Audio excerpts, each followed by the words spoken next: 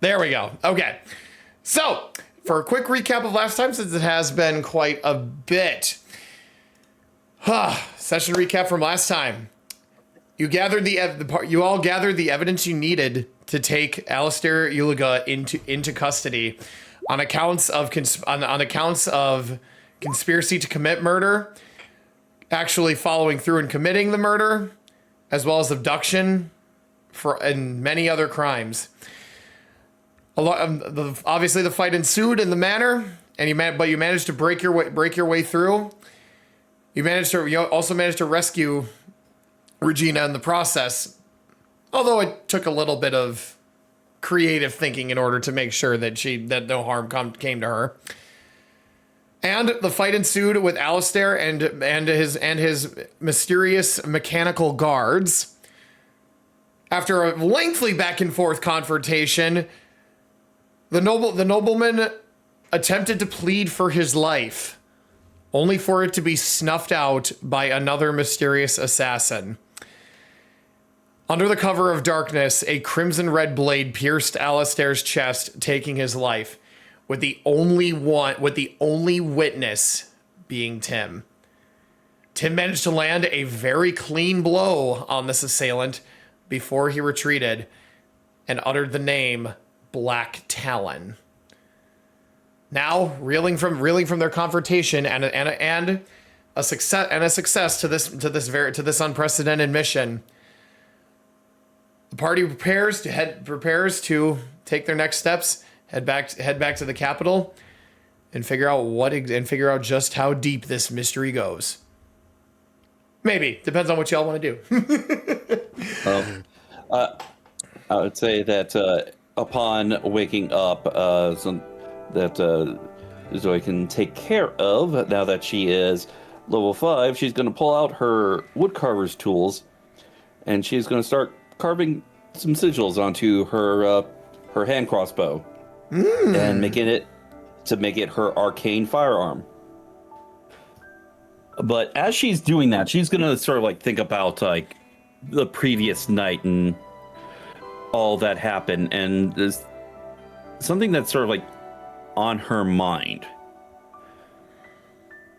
Okay. She noticed that while a good portion of the Sentinels and the Assassins were more than willing to sort of trade blows with her, she noticed that Alistair himself did not make a single attempt at her. And I'm not sure if this is gonna require a history check, or if it's soon enough where it not gonna require it.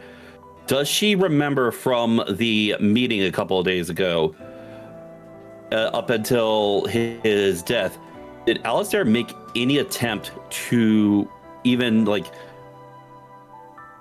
make eye contact with her after his initial sort of viewing of the party? So, I won't even make you make a history check for that one. I'll say that the image is still very clear in your mind. It was very clear that Alistair had never seen a tiefling before, but instead of being overwhelmed with curiosity or just, any prejudiced opinions, his gaze was that more of desire. He wanted to see just exactly what a tiefling could do in other aspects. It wasn't very clear immediately, but upon thinking back and especially with all of his actions, it makes perfect sense.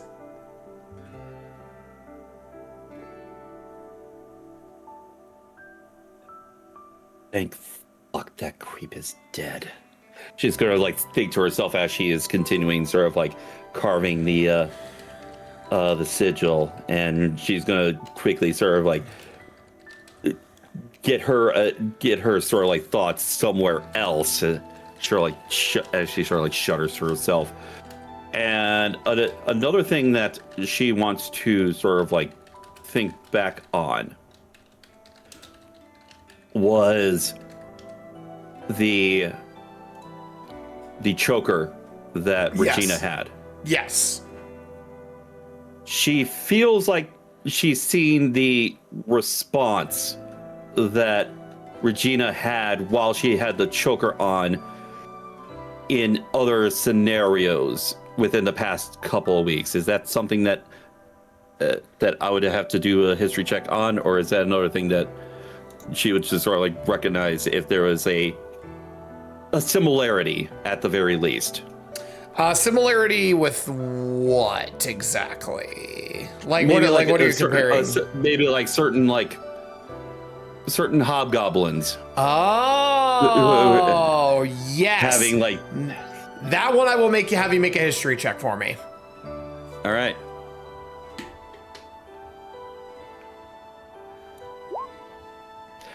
Ah, God. Oofta. That is a natural one. That is a natural one. God. First roll of the day is a natural one. All right. Well, we can only go. We can only go up from here, boys. So Zoe, hopefully doesn't have bad premise. Zoe, you try to piece together any memory you may have of how those hobgoblins you fought a while back were behaving.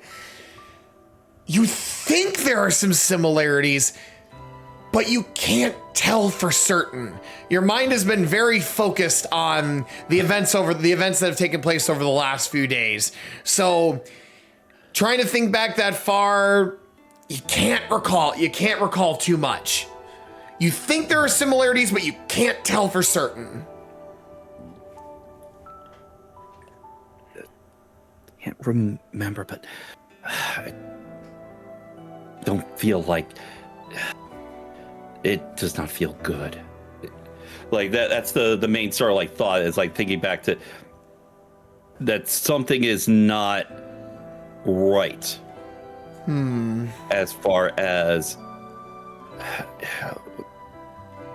the fact that she's thinking back to that and just sort of like what am I missing from this? So yeah, it's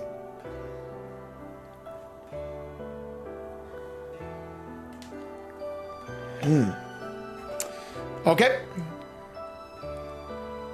So obviously, since it is a new day and whatnot, obviously the biggest things you guys are doing are just finishing up and tying up any loose ends and getting ready to head back to the capital now that your job has been completed. I will say though that Stellaria and Regina, you do not see them at the manor first thing in the morning. They're probably fine. Actually, one more thing I'll add as far as like what the sigil on her hand crossbow looks like. Actually, looks like a lion's head, mane and all.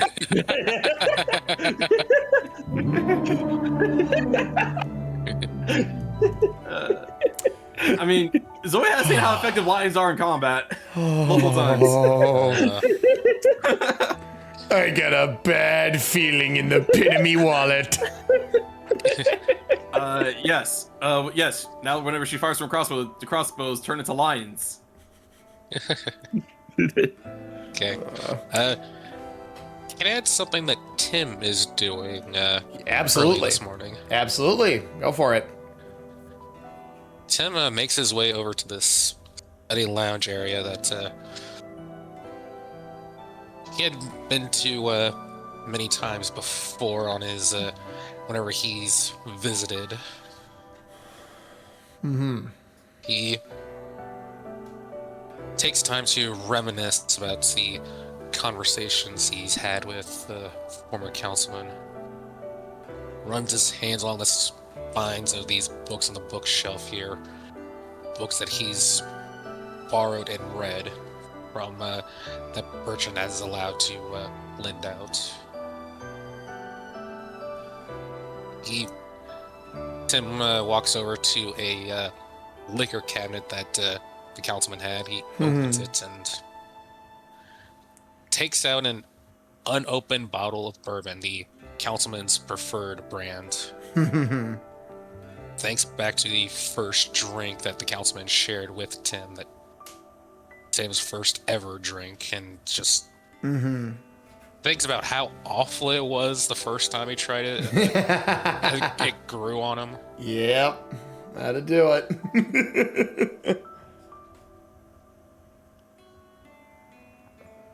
I hope you don't mind, Councilman. He puts the bottle in his bag. Closes the cabinet. So, as you say that, Tim, you hear a voice from this doorway right here. I'm sure the old man wouldn't have minded all, son. In fact, I think he would have been happy to see you take that. I've heard a lot of stories about you from him.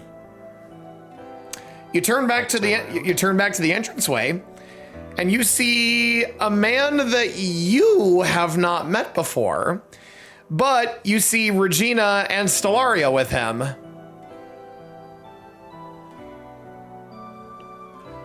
So Stellaria will walk up. How are you feeling? How are you feeling this morning, Tim?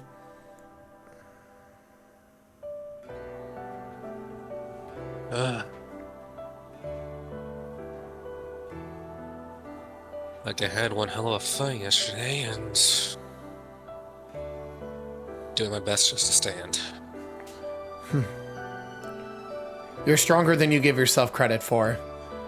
Especially after you stared down that mysterious assailant yesterday. From what I've heard, you were quite brave. But where are my manners? I've yet to make proper introductions. Tim, I'd like you to meet Regina's father, William. How do you do, son? It's an honor to meet you, sir. Gotta say, seeing this old study like this brings back a lot of memories. I talked with the councilman many a times when I was here. Hard to think I'll be the one using it more in the future.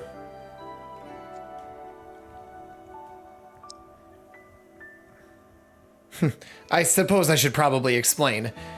Regina and I discussed it with William here, and we think it would be best if he took up rule of the Provenance in the absence of Councilman Bertram.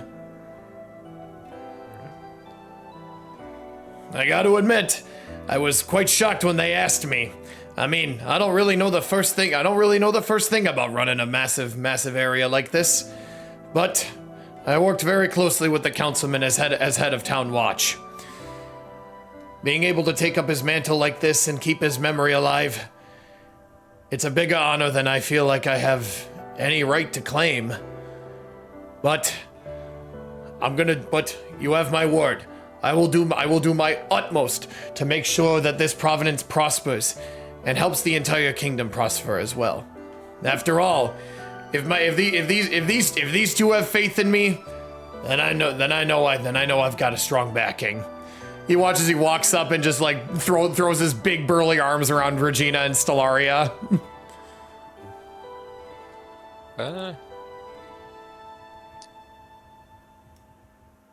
What does my passive insight say about what do I get off of him as far as his intentions?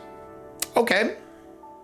Just going off my passive insight. What is your passive insight?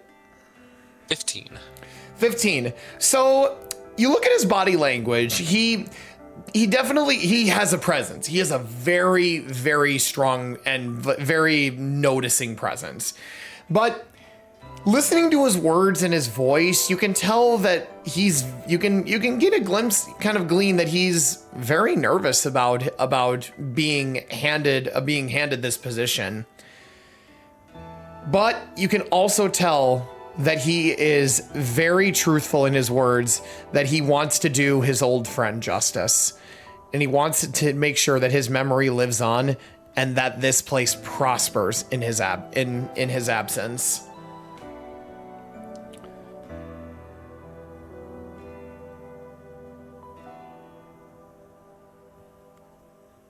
I know I've only just met you, sir, but from what I've seen of you just now, you remind me a good deal of the former councilman, and well, I fully expect you to run this providence with the grace and respect that its former ruler used. I'm glad to hear you say that, Tim. People often saw us together and thought we were long lost brothers. But I'll admit, I don't have half the talent for politics that he did. But I meant what I said. I'm going to make it my utmost to learn to rule this place and make sure that its future is a bright one. And I hope I can count on you and your family to potentially keep our relations smooth. He'll extend his hand. I'll extend my hand back. I can't make any promises for my family as well.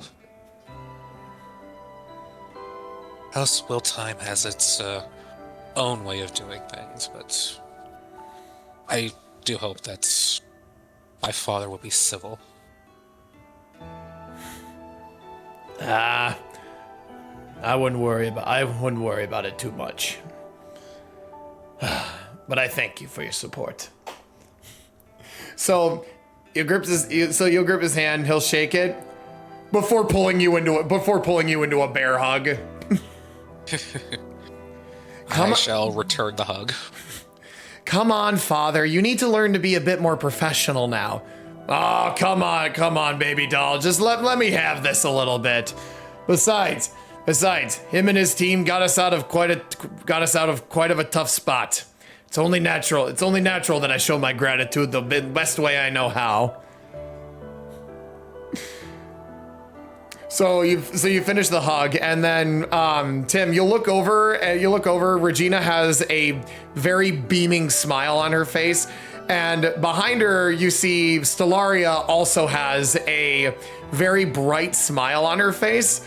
But as soon as you lock eyes with her, she'll kind of like do a little like shock grasp and then just kind of like dart her expression away. But she still has a very faint smile on her face.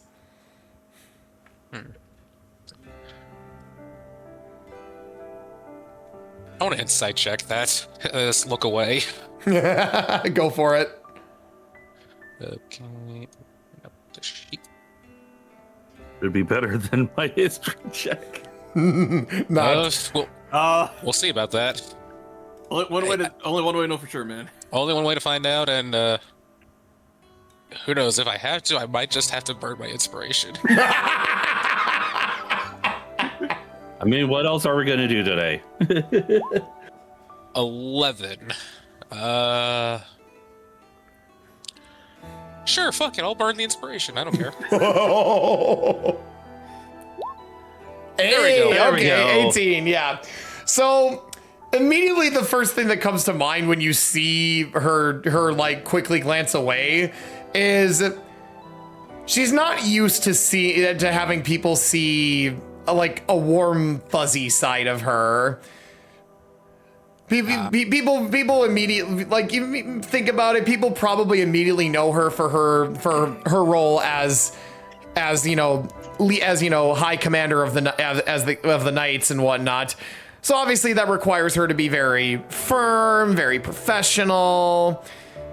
There's very rare instances where she could probably really let loose and be herself and whatnot, and really let her emotions take the forefront. Yeah, needless to say, she's not really used to having people see that side of her. Not yet, at least.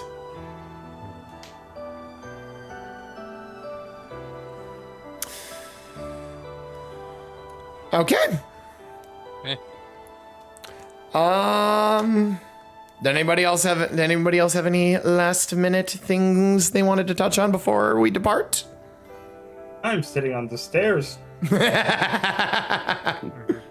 I figure out how to get down from this post. Tubalcain I got just up here. I got up here. I don't know how to get down. Tubalcain's just like, I wanna go home now. Varis is the equivalent of a cat stuck in a tree right now. Wait, where did you Where is fucking... it? You got, you, at the very bottom. Very bottom. Get up there. just want to add real quick. As Tim walks out the door and walks past Solara, he'll whisper, "I won't tell anyone about what I just saw." Her immediate response is her face turns bright red and she'll just go, "We should really be going now."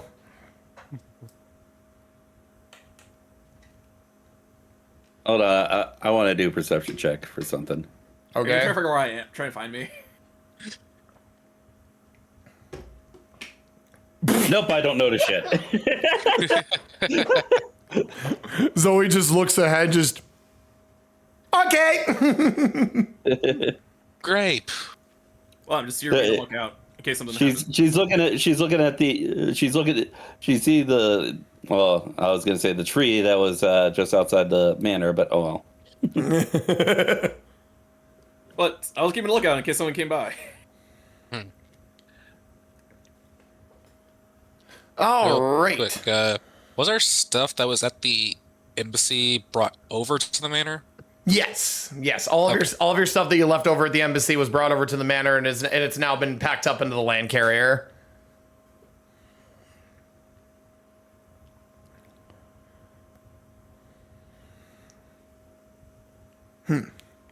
Well, safe travels back, you all. I can't thank you enough for helping us out in our time of need. I assume this definitely won't be the last you see of me. I mean, after all, I'll have to make a trip over to the capital at some point to properly get introductions from His Majesty, and as well as get briefed on my new position and whatnot. But for now, we'll have plenty of work that'll keep us tied down here for quite a bit. But in the meantime, there is something that I did want to give you all. Just gotta double check here. Where are my notes? Can I perception check see your notes? No. Damn it. There'd be more investigation, wouldn't it? There it is. There it is. That's what I was hoping to find. Let me just grab a highlighter really quick. There we go. Perfect. All right. So, Tim, I will have Regina hand this to you. Okay. It is a contract.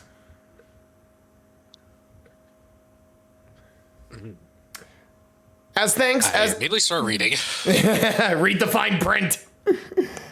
What this contract is it is a mutual agreement to divert some faction of the Uliga the main stretch of Uliga Providence mines to the capital, but there is a section that says a portion of material sent to the capital should and will be diverted to your team.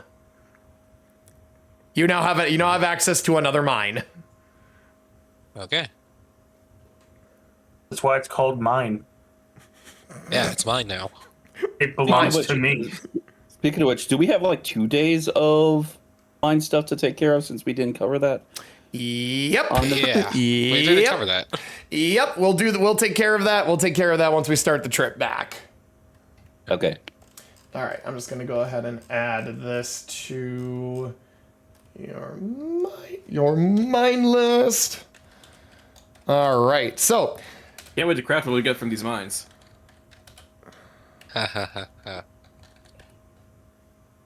All right. All right. So after some farewells and well wishes, the journey back to the capital begins. So, with that being said, we've got some resources to mine to accumulate. Hey. Okay. So, let's see. We have got a total of 1, 2, 3, 4, 5, 6 different deposits for the first round here. All right. So, who wants to take the first roll? I'll do it. Me, All right. me. Okay. What do I roll? All right. So Kenyon, start with a D4. 3 large hole. All right, so for this first one, 2d10. Ooh, okay. So we've got, you got six blue. 6 blue and 5 yellow. Okay, nice. Good start, good start. All right, updated that. All right, deposit number 2 has been depleted. All right, number 3. Ryuga, you can take this one.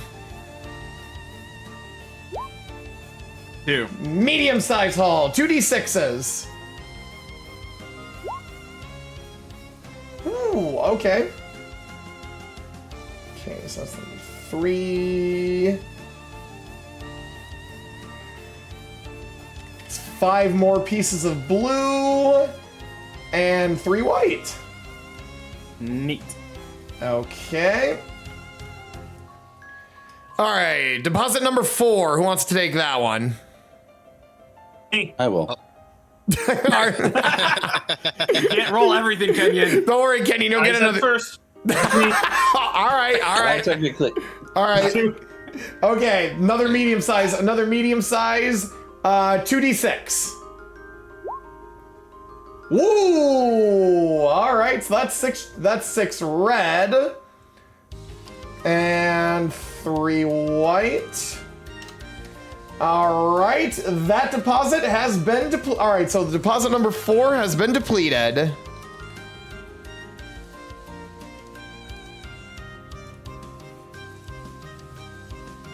Okay. All right. Zenny, you get the first mine.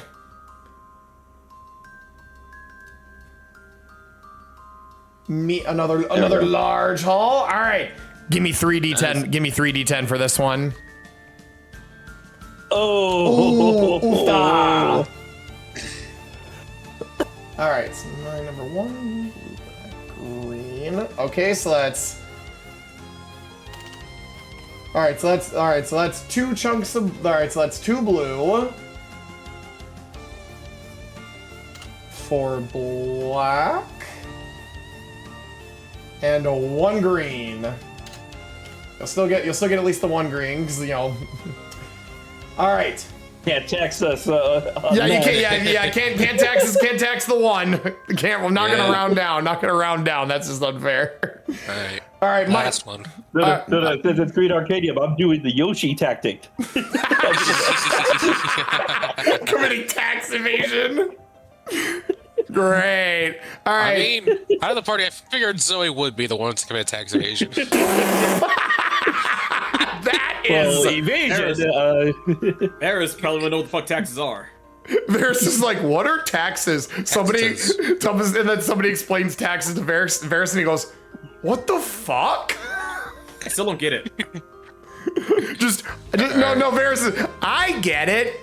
I don't get it. All right, Anky, D4. Right. No, Zoe's. Yay. Nice. 2d12. Hey. Okay, that's not bad. Okay, and then... Okay, we're looking good. Tax is theft, yes. Okay, so, and then obviously since I owe you guys another day of resources, we can go ahead and do a second round of rolls.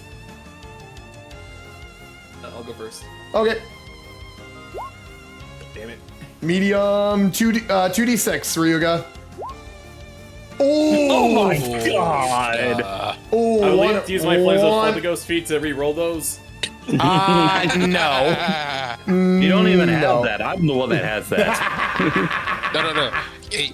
He was rolling for Durnage. He could use his gray weapon fighting style to bump those up to 3. Bro. I mean, yes. I mean, that makes sense. So now it is 6. No. All right. So that first deposit of blue and yellow is now has now been depleted. Okay. So another. All right. sad tiefling noises. All right. Deposit number 2. Me. Okay. I said me first. I heard Anky. All right. Okay, large 2d10. Please be better than me. Oh, Kind of better. Kind of better. That's kind of a low bar though. That's what I don't roll. Okay. All right, Kenyon, you get the first. You get the first of mine. Actually, I was gonna ask. Oh, hell yeah! 3d12. Oh, yeah, not too shabby. for Not too five. shabby. The elf gets taxed. Yeah. The green is I didn't reduced to roll 1. Now the green is reduced to 2. And I'll take the other mine. Wait, which elf? We have 2 elves in a group. Tubalcain. Oh, okay, the high one. Got it. The high. All right, Zenny, you take the last one. Ooh, small one. 2d4, 3d4, 3d4. Oh no, 2d4 actually, 2d4. I'm reading the one you just got. Nah. All right, so that one was. Could be better. Could be worse. Ooh, okay. Okay. All right, good stuff. All right. So now, as of right now, let me go ahead and copy this really quick here into the crafting table. Here are your current totals. Holy white. You got white, yeah, you got white for days.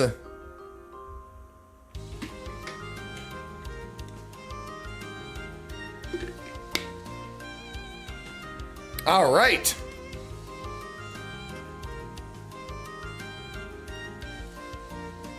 How long is this trip back to the capital? I'm trying to remember how long it was to get there. It's been a fucking while.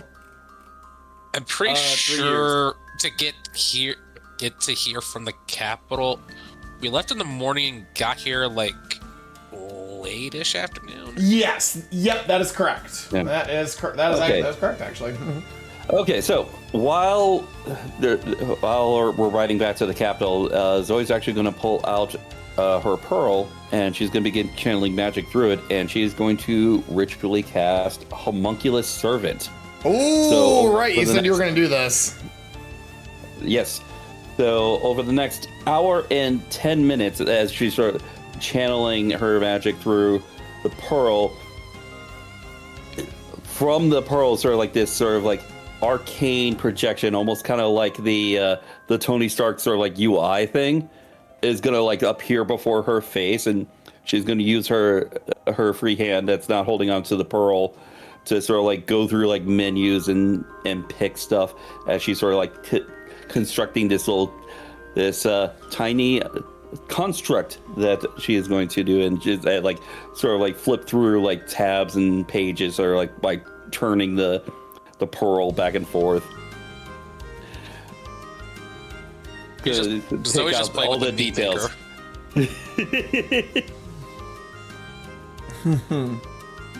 But yeah, she's good, and she's also gonna sort of like upload stuff. Like, you know, if anyone wants to sort of like take a notice, he does spend a bit of time like downloading maps onto this thing. Try to make it so you don't get lost again, eh? But yeah, after the time,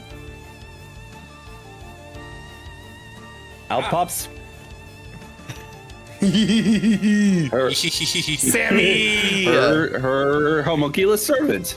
Sammy. Which I was hoping that Dan would be able to be here for this, but he'll see it in time. He'll see it in due time. Yep. But yes, the name of this little thing, its proper name is Fertum Ignis, or for short, Iggy. Iggy. We love Iggy. Ah, yes, like the dog from JoJo's.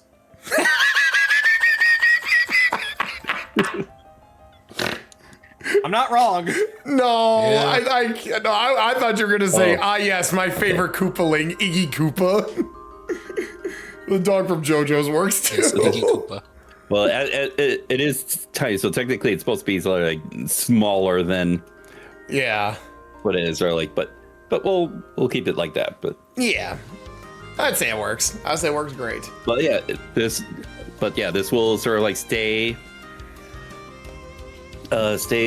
summoned until it gets defeated. But I've already. Please tell me it's not I've already got, like- a situation. Well, Anky's not the DM here in this situation.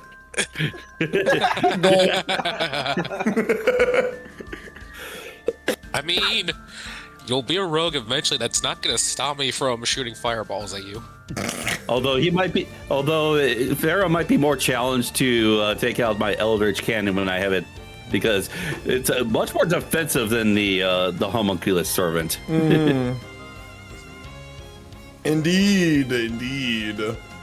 We'll cross that bridge when we get to it, though. All right, so I'll just go ahead and. All right, the trip back to the capital is uneventful. Honestly, though, it's welcome considering all you've been through in the past couple days. You need a little bit of respite for the trip back. Yeah. Oh, it's been a couple days. Tim, instead of raiding, is just laying back in his seat, just still sore from yesterday. Yeah. Mind me, I'm just consulting the archives of what spells I want. Well, it's been a couple days. I could technically change spells if I want. I'd say, like, after constructing her homunculus servant, I think Zoe would at least sort of like notice, like, Tim is like, "Are you all right after everything that's happened?" I will say Zoe's not the only one. Zoe is not the only one checking on Tim.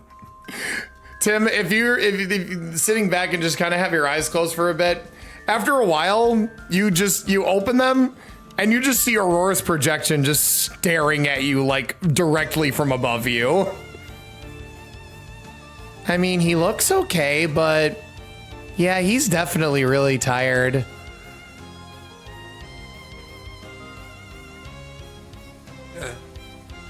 Oh, I'll be all right. You want to take a look at you, man? I'll be fine.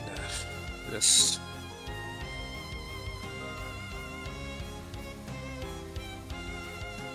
well, admits that being brought that close to death doesn't leave you unaffected.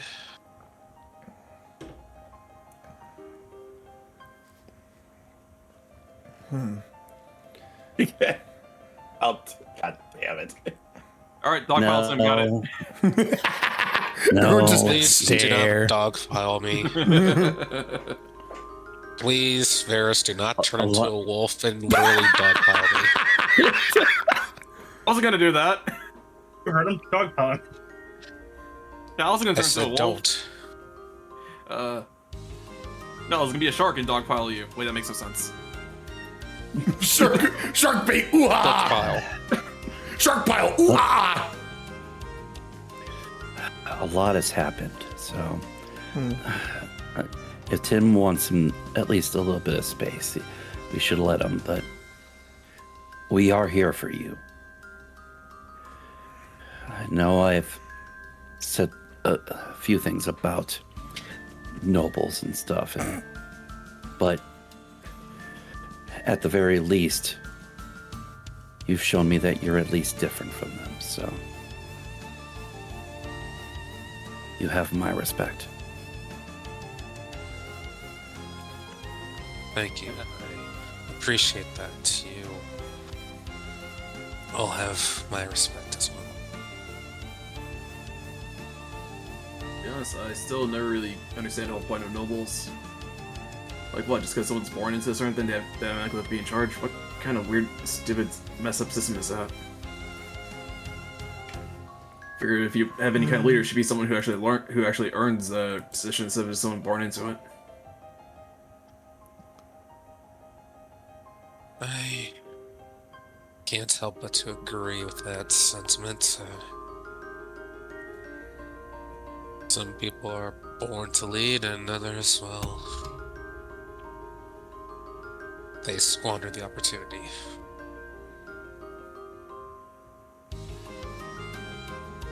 Yeah, I wonder how bad some people. I wonder how hard it would be for some people to actually mess that up. Very easily. Oh boy. Yeah.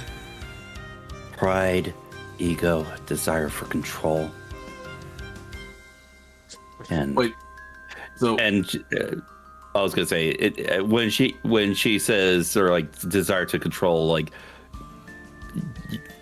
for those that like care to know, there's like a visible disgust on her face. okay, so theoretically, if someone were to try to be a leader, what would they need to be for a good leader? Just theoretically? Durnage will speak up and goes, my ways say that the best trait in a leader is being able to lead by example, to put yourself in harm's way before putting others there. That innate desire to do good, to protect. It is often tested in ways that not many are fully prepared to handle. I haven't been in your world long, but for certain there are some outliers who definitely take that to heart. There are many ways to define what a good leader is, but I'm a firm believer in that actions speak louder than words. In summary, the complete opposite of bitch boy. Indeed, he would not have lasted long as a leader. I foresee that had he had succeeded in his scheme and taken control of the region, there might have been quite the rebellion. So to be a good leader, use good actions. Noted.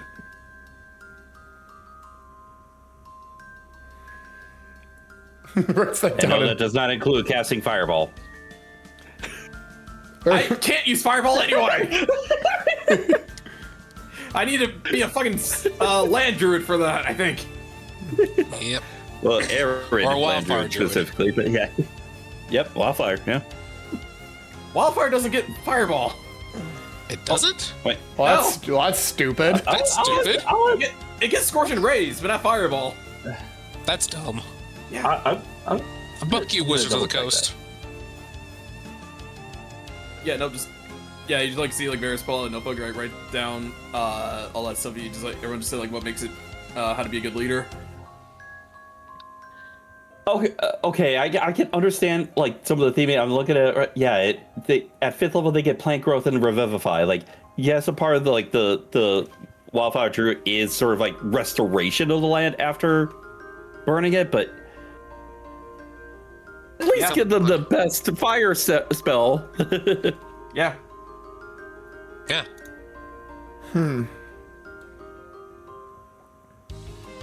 Oh well, moving forward. Indeed.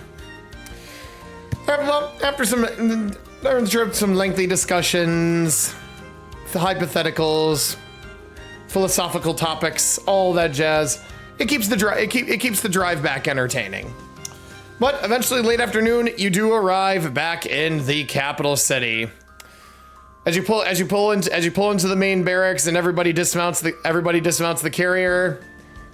Everyone you walk past and greet welcomes you back with salutes. You get compliments on a job well done. And eventually you'll head back to the briefing room. You weren't there. You probably got a report. Still probably sent a report back or something. Yeah. Eventually Something you'll my dad always does. Like he cleans ducks. So like after he has to go downstairs, get like this huge hose into like the ventilation system, turn on this machine, and it does a bunch of stuff. And occasionally one of the owners will sometimes go, "Hey, good job today," and he'll be like, "Well, how do you know?" Well, I just went down there and made a bunch of noise. For all you know, the noise could have been bad. Like, how do you know? Don't. I inside checked the noise. You're fine. Inside check the noise. Wouldn't that just be more of a perception check to let you know if it's a good noise or a bad noise? What does it matter? He has the same modifier and both advantage on both. Well, here's the thing about that. Typically, if something makes a noise when it's not supposed to make a noise, it means it's bad. Yeah, that's usually bad. All right, so 23 on perception, 21 on insight, then. All right. The pipe burst and it's bad. Ah, shit. Not good. Not grape. Not grape. All right, so you guys make your way back to the briefing room, and King and His Majesty King Vieren is waiting for you all. Welcome back, team. Please come in. Everybody, sit down. Damn it! I'm trying to get on a chair, but I can't. I know the map is weird. Eh. I'm just gonna stay where I'm at. Yeah. Tim just I'm kind technically the only one on a chair. Yeah, Tim just kind of sits down and just kind of like sulks back. Just Oh, these padded chairs are great. I whisper to myself. Right, there we go. That's better. Yeah, that works. Durnage will sit up here. I thought Durnage was on the floor like a golem. Okay. I thought Durnage was on the floor like a golem did.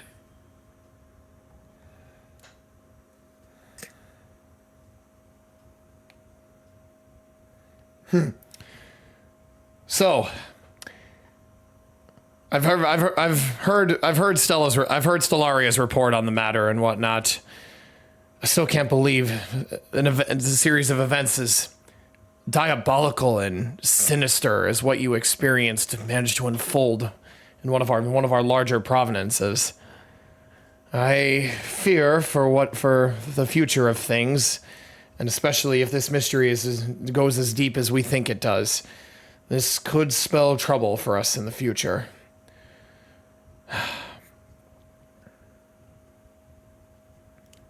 For now, though, we should focus on the facts.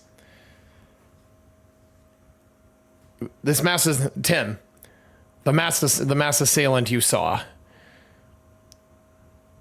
You said you heard a name you heard a name or something from him before he vanished. And if I recall hearing correctly, it was Black Talon, correct? That is correct, Your Majesty. Then it's as we feared. Stellaria, I'm giving you full authority to begin our investigation. Of course, Your Majesty. We'll begin as soon as we have the proper resources. Truth be told, we've actually known about the Black Talon's existence for a while now, but they're a bit of an enigmatic force. As you've probably heard, they're an assassin's guild. They'll take on any job so long as the pay's good, and they have a all but perfect success rate. We don't know what motivates them or why they began doing what they're doing. All we know is that there have been a handful of deaths that we can tie back to their organization. How do you know they have a perfect success rate? Because any victims they've left, all the victims they've left behind have borne a marking, a brand of sorts, almost like they're marking their kills and flaunting their success in our face. If there have been any survivors of assassinations attempts by them, we have yet to know about them. So for the time being, we need to treat them as legitimate and real of a threat as possible. Of their work that you know of, have they pulled off something to this scale before? Tim, you'll watch as Vieren kind of like folds his hands together on the table and just kind of like sulks his head forward. Never. Usually jobs they've taken on in the past have been petty disputes between bandits, guilds. Maybe somebody got off on the wrong foot. Something small, petty. This is the first time we've ever heard of their involvement in the assassination of a political figure. And this deeply troubles me. This is the first time they're doing it for a political figure? Well, I guess well, allow me to rephrase. The first time they've targeted a political figure as high up as a councilman. There have been a handful of smaller figures that have met their demise thanks to the Black Talon, from small town mayors who are overtly corrupt, to some who were trying to make a change that others might not have taken too kindly toward. But to be involved in a plot against a councilman, and to succeed in taking his life, and manipulating his son. What in the hell was going on here?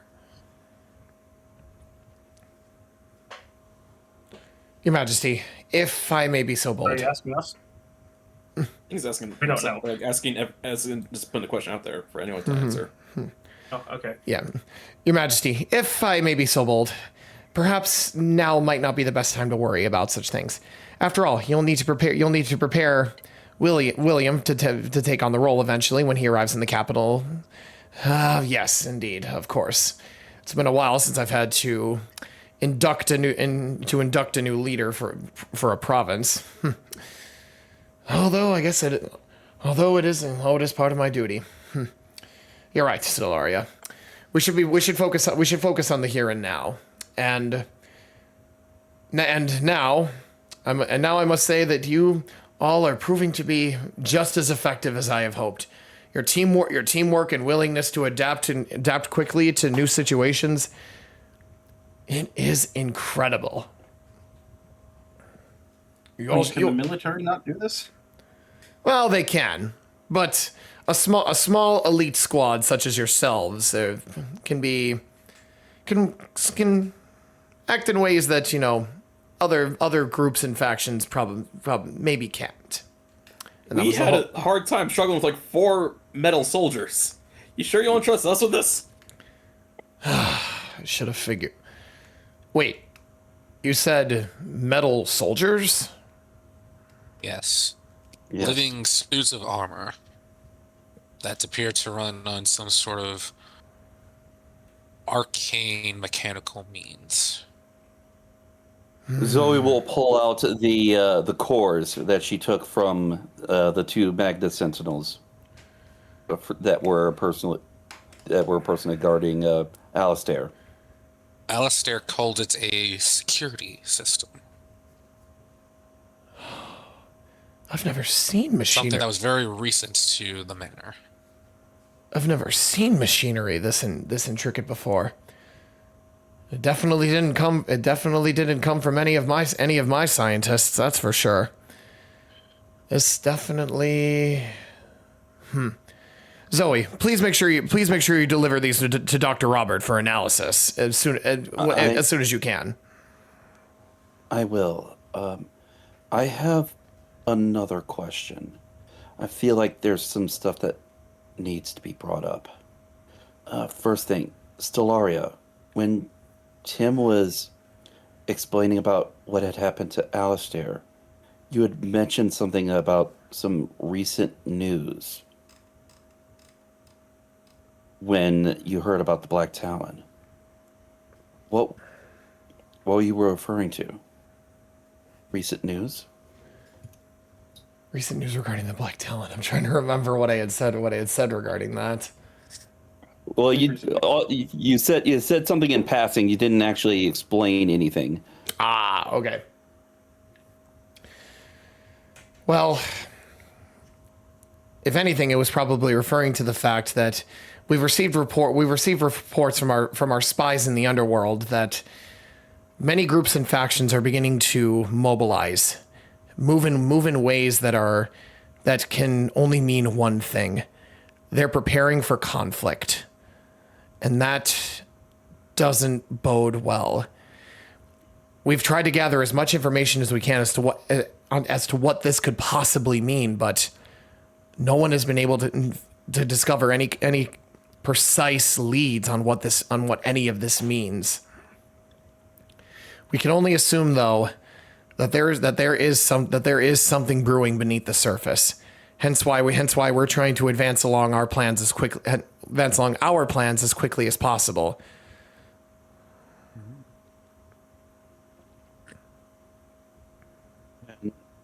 Well, of what we know so far, the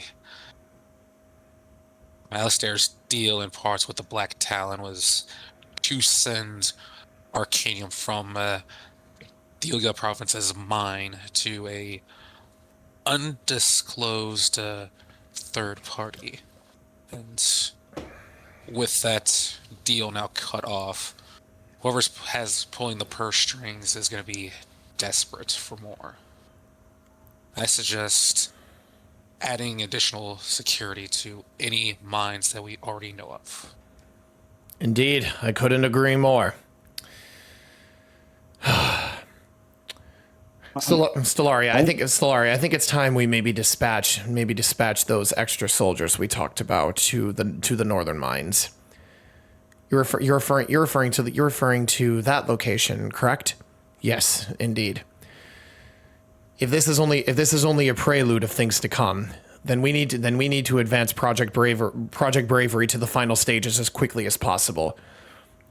The sooner we can finish it, the better chance we have at standing a chance against whatever is coming. Project Bravery? What? Bravery. Not bravery. Yeah, I know. What? I don't know. Project Bravery? What? Project Bravery is a large-scale project that the research and development team have been undertaking at my request. It was actually a dream of my late father's in order to see this project started and eventually completed, but unfortunately his untimely passing put a damper on things. But I'm doing my best to carry that mantle in his stead. Speaking of that project, it may not be my place to ask, but has there been any progress as far as the investigation on the leak? We've begun our own investigation into the possibility of an information leak within the R&D team. So far, nothing has turned up yet, but we're not going to be throwing in the towel on that so easily, especially not yet. Until we can either soundly confirm or deny the existence of a leak, the investigation will continue.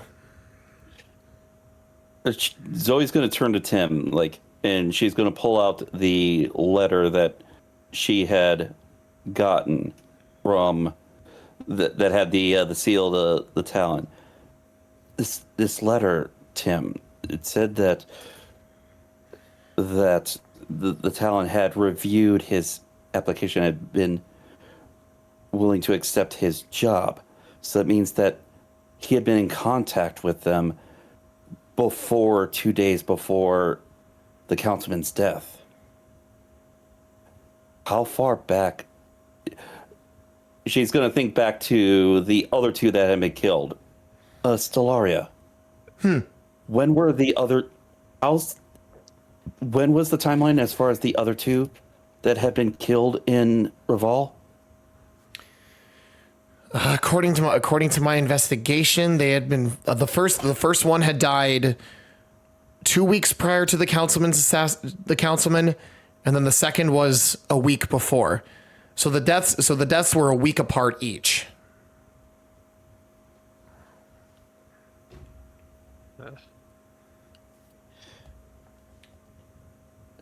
Hold on. That would have been before we went to Terra. Yes. That is correct. Wait, Delaria, remember what Alistair said when he had the meeting? What you admonished him for? Could that...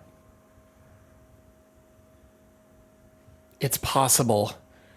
I hadn't considered the possibility until now, but I'm starting to see the lines between these recent events.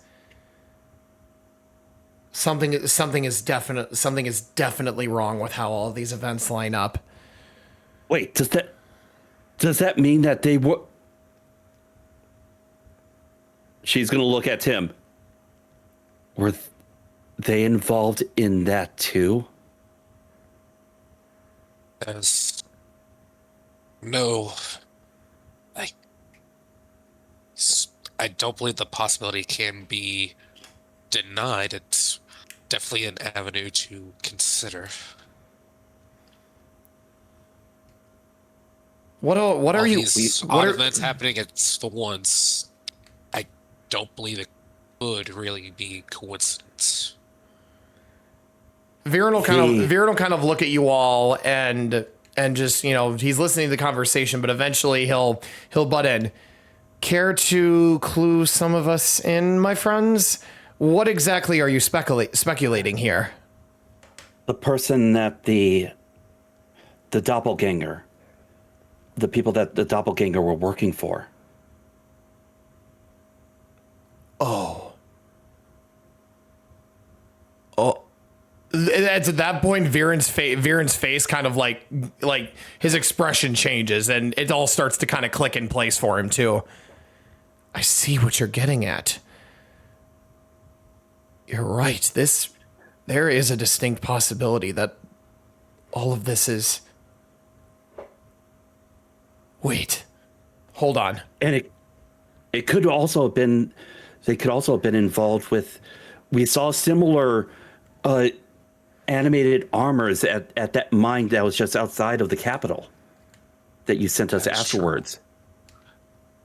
And I was thinking about those hobgoblins. Some of them were sort of like unresponsive.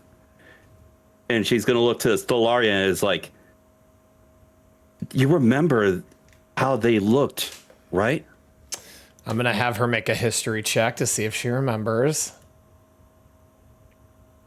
As soon as you say that, Zoe, you hear her audibly gasp and go, "Oh my gods, you're right.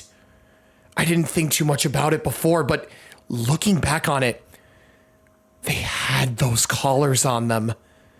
They had those slaver collars on them too. What in the hell is going on?"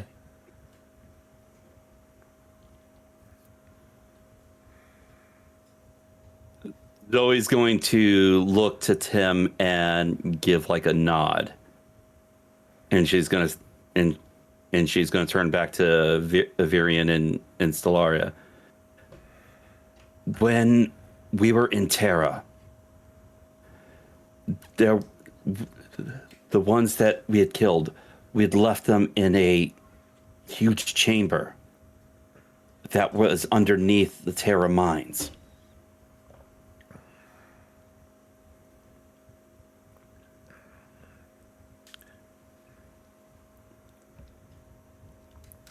Yeah. I'm not sure if they're still there. I assume that you had already sent some forces to investigate the mines afterwards and to secure it, considering the high value of that mine. We did. We recovered all of the bodies and performed a thorough examination on them, but we didn't think to check the collars. We didn't think too highly of it at the time. Thought it was just a way of controlling those monsters, which in hindsight it was, but You didn't ask anyone to cast detect magic?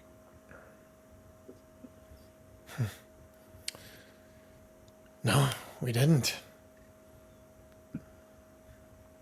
Your Majesty, Your Majesty, if it's all right, I would like to go speak with our doppelganger prisoner before day's end today. I feel here? Yes, we moved him to a higher security location, just so we can keep a closer eye on him.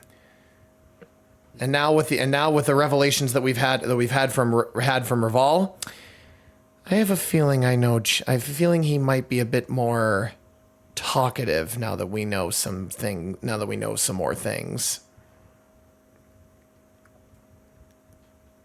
May I recommend that you have your spies in your underground network perhaps lean more towards getting information around the slavers trade. See if more information can be learned from there. Another avenue we've been looking to expand information on. Absolutely. Solaria, make sure you get that information out to them after you finish up your interrogation. Of course, Majesty.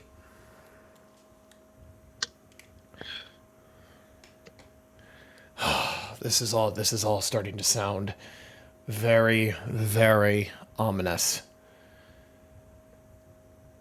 I fear that we may have to put a rush on things, and if we are to prepare for whatever it is brewing in the underworld. I hope I can count on you all for whatever it is that's to come. We'll do everything in our power to stop whatever this plots may be. I mean, they want the Arcanium. That much is clear. Well, there's not many that wouldn't want Arcanium, considering how valuable and precious of a resource it is. Durnage will kind of will make a fist and kind of pound on his chest. Whatever they throw at us, Your Majesty. We'll take it head on. We've come far enough already. I know I won't be turning back anytime soon.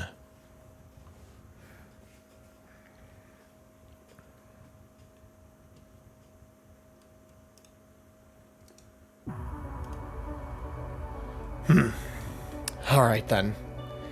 With that, I think we've done all we can for today. All of you are dismissed. Please take the rest of the day to rest, recuperate, and we'll be sure to let you know if there are any developments.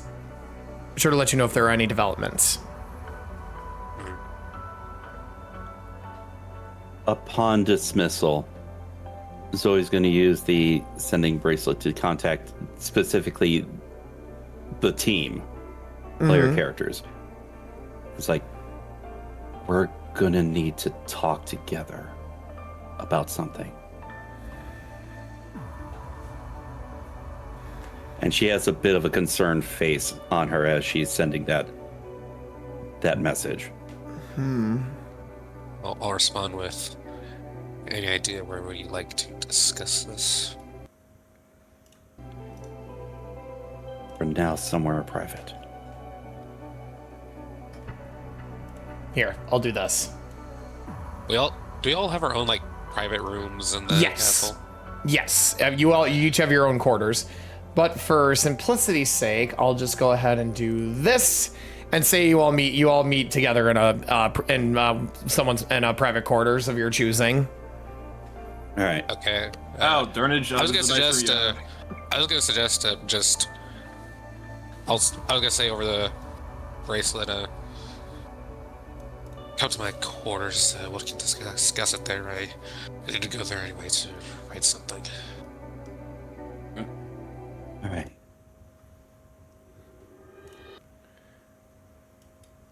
right. In Tim's quarters, he's already grabbed a quill and parchment, is starting to pen out a letter to his father, basically detailing, without really like giving everything away, just a brief summary of what has happened and to be extra vigilant around the mine. Okay.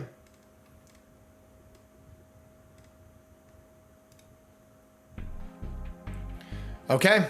So, as Tim, if you're writing down, Zoe, I'd say the floor is yours. You called this meeting.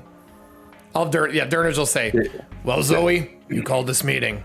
What did you want to talk about? First things first, there's another participant that needs to be here. And she'll look at Varis.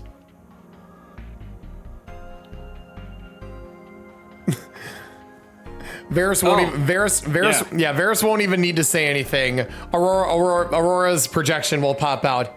I'm here. What did you want to talk about, Zoe?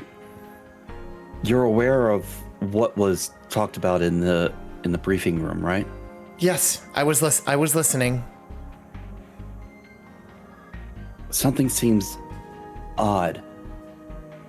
They said they investigated the chamber. Are you aware of where your body is? Yes, it's still there. They didn't mention that because we left the bodies of the raiders in that same room where your crystal is. Were they able to see it, or are they trying to hide it from us? It's not so simple as that. But after we left, I made sure to use the last whatever remnants of my power that I had store up to place a strong illusory spell over the crystal that's housing my body. Only those that are in this room know where it is and can see it if we were ever to return to that location. I just wasn't sure who to trust. I had been asleep for so long that I didn't think to do that before in the first place. Oh, Varis, you didn't let them know afterwards?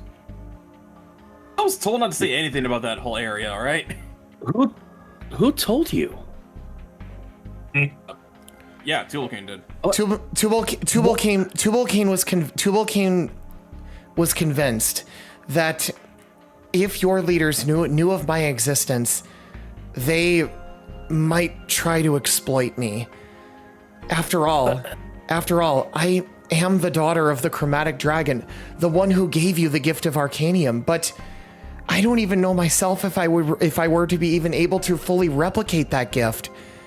That seems like a huge jump in logic. What are you literally going to doubt our commander, our employer, our king of something like that? Are you serious?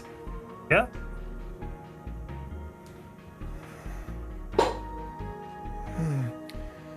Zoe, do you know the current state of Arcanium right now?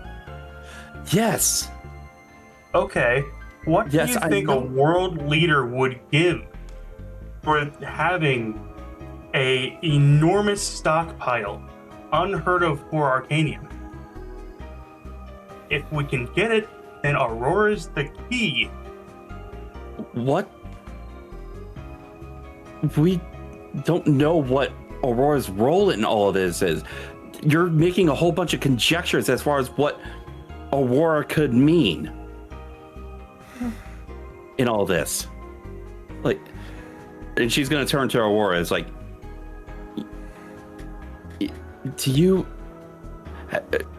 are you familiar with the royal family, at least from times past?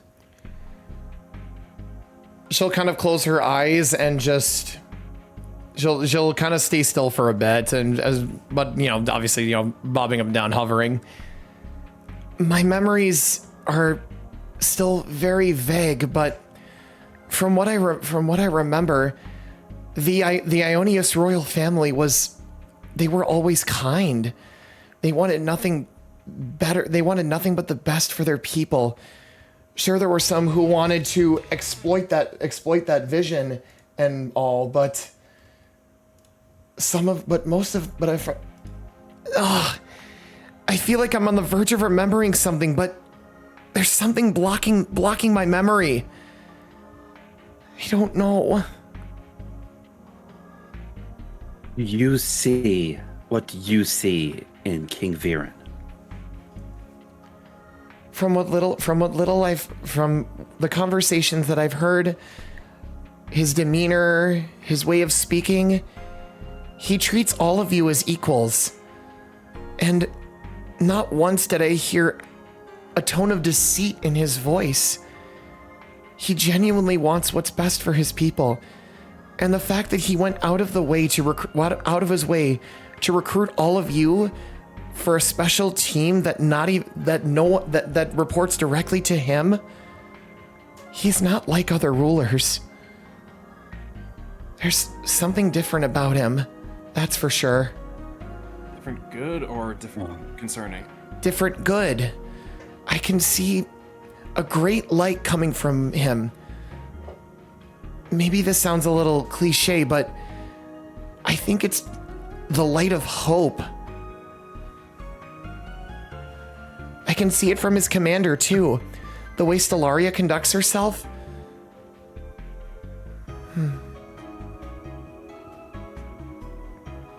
Aurora, I feel like you should follow your own instincts.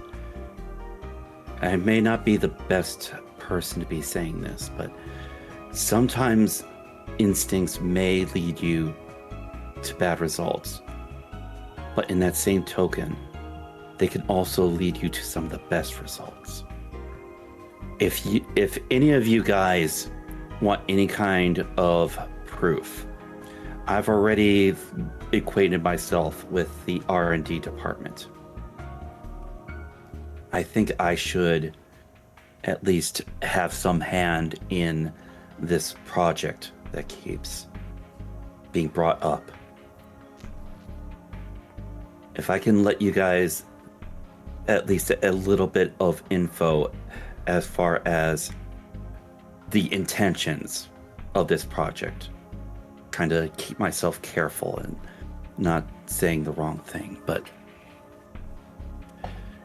if I can at least confirm the intentions of this project, Tubalcain, do you think you'd be a little bit more trusting of King Vieren if you knew that? If I knew the intentions about this project that has nothing to do with Aurora. This project, Tim speaks up, this project that the king needs Arcanium for, yes. And if, as you claim, the king that would choose to use Aurora to make more, then yes, this actually does have to do with Aurora. Well, in that case, no.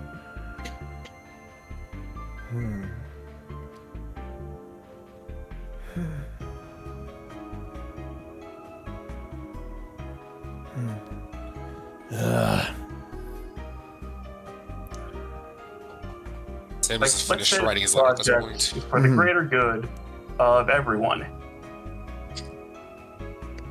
But then, does that mean that Aurora's in the clear?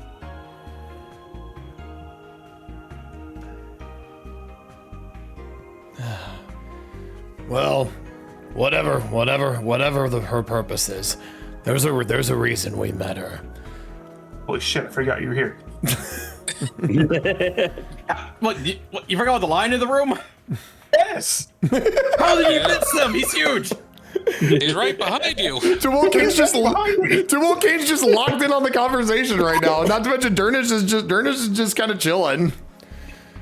Whatever the case is, I think there's a reason we found her that day, and and the fact that she was willing to trust us enough to the point where she wanted to journey with us.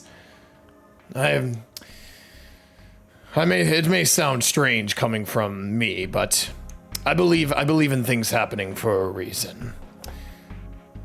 Maybe helping Aurora just rediscover her past and figure out who she truly is will help us shed a light on some of these events that are stirring in the shadows. All of this feels connected in some way or another. And I know I, for one, would love to figure out how. I agree. I hear and understand both arguments. I truly do. While, yes, it could very well reveal Aurora's existence to the king and Stellaria and have no consequence. But at the same time, the investigation into the information leak still hasn't been resolved. Unless my theory is true. Permission. In which case, I believe that Aurora's existence should, for the time being, remain hidden. Can I say something?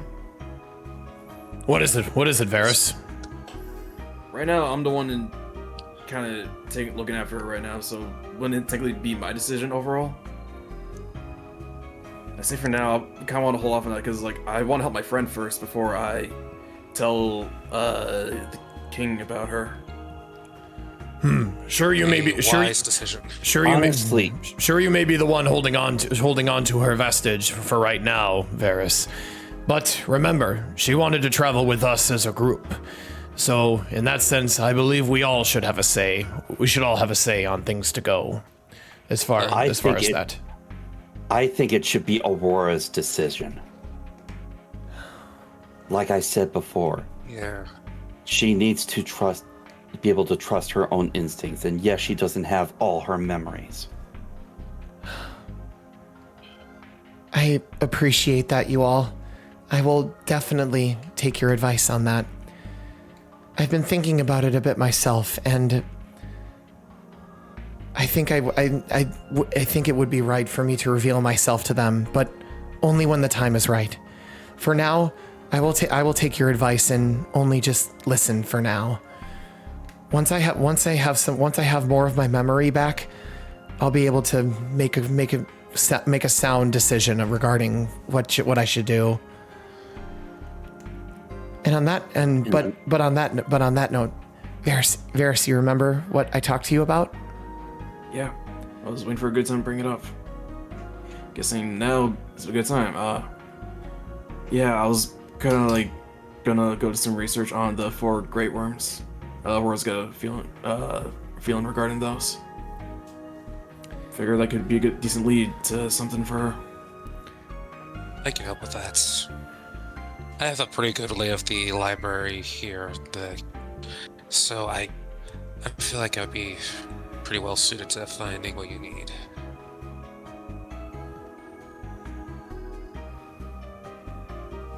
The other thing you wanted to tell us is that you wanted to do research on the great worms. Look, I haven't had a really good time to speak up. All right. I'm not saying no. Yeah, Look, it's not by no means a bad idea. Yeah, and also, like, again, I was told to keep this a secret from, like, Stella and Kate and everyone else. Like, I was waiting until we were alone to talk about this. Now I don't know what the point. Yeah. So Durnage, so you say that. So Varis, after you didn't say that, Durnage will speak up a bit. Is there a particular reason you're bringing this up now? Yes, there is actually. When I disabled the barrier at the manor, I had these strange flashes of maybe they were visions of some kind, but I saw images. Maybe they were memories of something that I had repressed or just forgotten. But all I know is maybe if we look into the legend and the legacy left behind by the 4 Great Worms, maybe that will give me a clue on what I need to do in order to start regaining my memories. Didn't you also say something about like maybe check out some of the temples related to them too? That would help too. I think that's what my vision had said. So I was thinking of like looking for a possible Great Worms and maybe where the closest temple would be. Oh no, actually, I think it was the ruined cathedral that had the mural in it. That was what she had mentioned. Oh, that one. Oh, okay. Okay. At least I remember something about the location. At least I remember that part.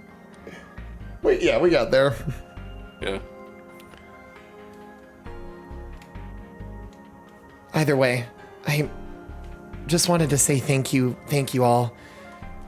I feel like I haven't known you all very long, but you care so much about me and you're willing to go to such lengths to help me. I can't thank you enough.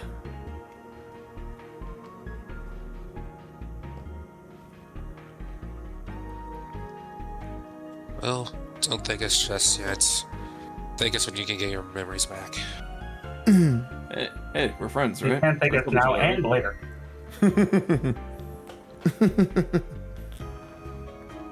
Well, I'm assuming we have a day off tomorrow.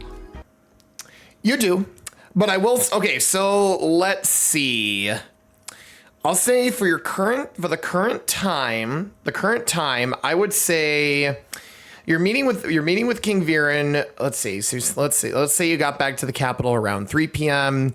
Your meeting with Vieren lasted probably about hour and a half, 2 hours.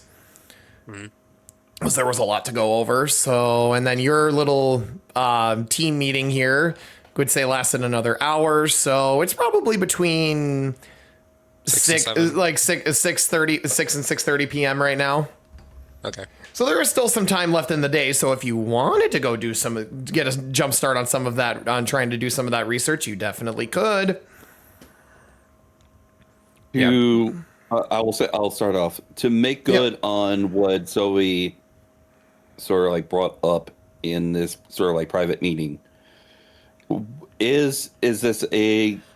Would this be a time where the R&D department has sort of like disbanded for the night, or is there something that you can still I'll say do as far as going? Oh yeah, like if you wanted to stop by and check in on them, I'd say there probably are going to still be some scientists and mechanics there, maybe doing some staying late to do some work on projects and whatnot, run some tests. But most of them probably have disbanded. But yeah, some of them are still there. Would Robert be there? Yes, he would. He is a workaholic. Better than the other holic.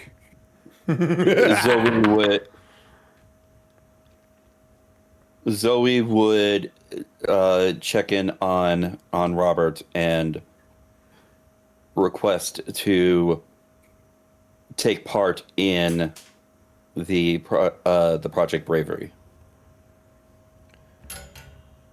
Okay, so so flavor text. Zoe, you make your way to the R&D department and you find oh shoot, hang on, I'm cutting out 1 sec. Good flavor. So Zoe, you make your way to the R&D department and you find Robert. He is very engrossed in his work right now. You walk up to him. He greets you and you hand him the 2 power cores that you took from the Magna Sentinels, and his eyes light up. He goes, "Oh yes, I had heard that you were bringing me these. Oh, I can't wait to crack them open and see just what's underneath." But when you mention Project Bravery and wanting to take part in that, his expression changes. "Oh, I see the king has made mention of that to you.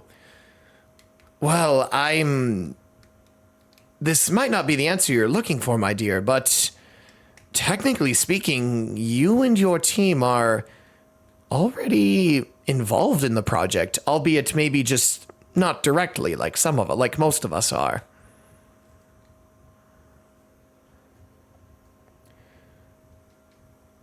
I allow me to explain. Those all the green arcanium that you've been collecting for us and whatnot, and obviously we've been taking at least bits of it in order to use in this use and whatnot. They're all going toward. It's all going toward the development of this project. Everything you do in service is helping us further it. You just don't. It's not direct relation. Believe me, I would love to nothing more than to show you the fruits of our labor, but the time is not right. We still need to do a few more tests and make a bit more progress before we're fully ready to show you all just exactly what this is. But you have my word when I tell you that this project, this is the future. This is everything that King Vieren's father wanted to work towards. And his son is making that dream a reality. And all of us here are honored to be a part of it. So just have a bit of patience, for you will soon see just what the future will hold. Dangerous question. Can I insight him as far as like how he's sort of like acting when he's explaining all this? Just to get sort of like a feel of... try and read his body language and whatnot. Yeah. Go for it. Yeah. Let's see what the dice say. Ooh, okay, that's not bad. Worse. It could have been worse. Pretty good for Zoe standards. Yeah, for Zoe standards, I'd say that's pretty good. So Zoe, you're kind of trying to you're trying to kind of read Robert's body language a bit. You brought it up, and you could tell that he is genuinely excited about this. He wants to tell you what's going on, but he can't. He wants to, but he can't. Not yet. So for now, all you can do is take him at his word and trust that when the time is right, you and the team will know exactly what Project Bravery is. Okay. Otherwise, she turns on the mind control ray. Then we'll understand. Anyways, there's no war in Ba Sing Se. Anyways, she will also bring up some of the previous investigations, like the firearms and the bullets, and ask if there's any progress in those. Ah, yes, absolutely. As far as the ammunition goes, it's very crude. Obviously, obviously it looks like it was put together very crudely, obviously probably by someone who is inexperienced in the matter. As far as the weapon itself goes, we've begun the process of trying to reverse engineer the parts to figure out exactly how it was put together and potentially who could create something like this. We have a few working theories, but we're hoping to have some hard confirmation before jumping to any conclusions. Before Zoe responds to this, something that I had not personally sort of like put into sort of like Zoe's story and left it to you.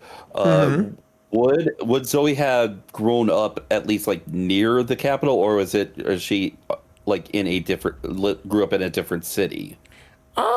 I'll say she was probably in a different city, maybe not too close to the capital, but I would say, maybe not in close proximity. Definitely not in close proximity. It was definitely kind of out there a bit. Yeah, I have a feeling I might know who was behind those weapons, but I'm gonna need to check up on someone that I personally know to get more of the details. I could probably give you sort of like my information once I'm able to contact him. Oh yes, absolutely. Anything. Yes, any information you have would go a long way to helping us out. Thank you, my dear. Oh, thank you for your time. I'll retire for the night. Yes. And she'll head back out. All this time, her servant has been sort of like floating around her. I'm not sure if Robert would have noticed it, but yeah, he did. He just didn't mention. He was just a little too engrossed with the new tech you gave him. Don't. She'll before she fully leaves, she'll like sort of like look back and it's like those cores they were functioning properly when Alistair had been using them as sort of like personal bodyguards, but the moment that he died, they just all of a sudden shut off. I believe I have a theory as to why that is. I'll have to run some tests before jumping to any conclusions, but let's just say I'm hardly ever wrong in these scenarios. You'll be the first to know once I find something. And then she'll head back out. Okay. So I'd say with that, Varis, we'll cut to you and Tim if you guys do want to head to the Royal Archives tonight. I mean, I was going to offer to Varis if he wanted to do something else, I could take Aurora myself to the library. I don't mind doing research. I got nothing really else going on. Well, we can do it together. I don't care. We'll go together, but I will make a quick stop to make sure my letter to my father gets sent out. Yep, absolutely. Yep, you make a quick pit stop and you make sure that letter gets sent out to your father. Mm-hmm. All right, so you guys arrive in the Royal Archives. Obviously, Tim, since you spent some time here. You're able to find the section that is most likely to house the information that you're looking for. So, with that being said, I would like both of you to make investigation checks at advantage. Okay. Since both of you are looking. Can I guide myself on this? Can I use guidance? Good. I feel like I might need it. If you want to guide yourself, you're more than welcome to. Alright. What? Ooh! I got a 1 this point on that. By the way. A 1 and a 20. That's crazy. God damn. Go, D4. Alright, so 24. Yeah, 24 plus 17 for a total of 41. All right, so you guys start going through some older archives, going through some. You find some text detailing in the history of the Great Worms, everything from their powers, their mannerisms, to the sacrifices they made to revive Dragalia. But eventually, you come across kind of a more modern, or actually no, it feels a bit more modern, our modern tome. This tome in particular details the fact that after the Great Worms had passed on from this life, there were monuments that were built to honor them in different nations. Specifically, each Great Worm had a temple built in their honor. And it said that Pilgrims often made voyages to these temples to not only pay respect to the great worms, but some of them that ventured into these temples came out different, almost like they had heard a voice belonging to a spirit. So now it's widely believed that those with a strong connection to the land who venture into these temples can hear the voice of the great worms from beyond, from the great beyond. Strong connection to the land? What do you think that means? Maybe it has something to do with being attuned to your surroundings, or maybe it's just somebody who has a deep love for the land of Dragalia. Possibly. Does the book say where these temples are located? It does. And it's actually quite interesting. It's quite interesting. So the tome details the location of 3 of the temples. Let me just double check. 3? So the Red Dragon Temple is located in the Red Dragon Temple. It doesn't give, okay, so also it doesn't give the exact location of the temples, but it does detail the nations in which they were built in. Okay. The Red Dragon Temple was built in Svengard, which is the land of the land of the gnomes and the dwarves. The Blue Dragon Temple. I just gotta double check. There we go.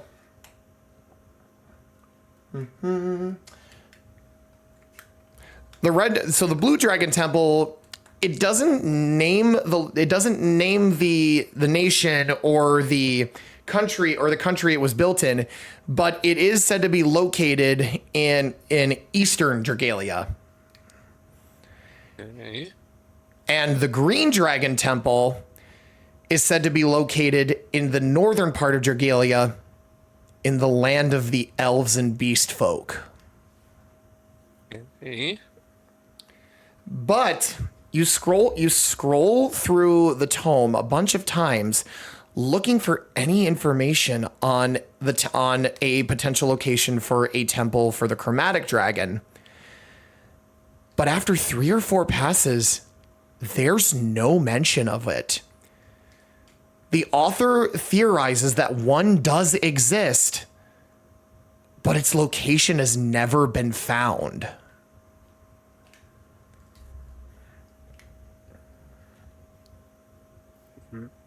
Who wrote these books anyway? The author is not named. I don't want credit for this. I was not keeping very good records. Okay,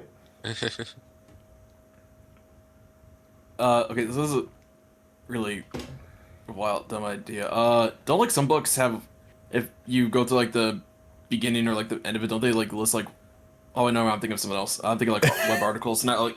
Yeah, I'm thinking like articles, I'm thinking like articles, not books. Okay, never mind. Yeah, I'll shut up.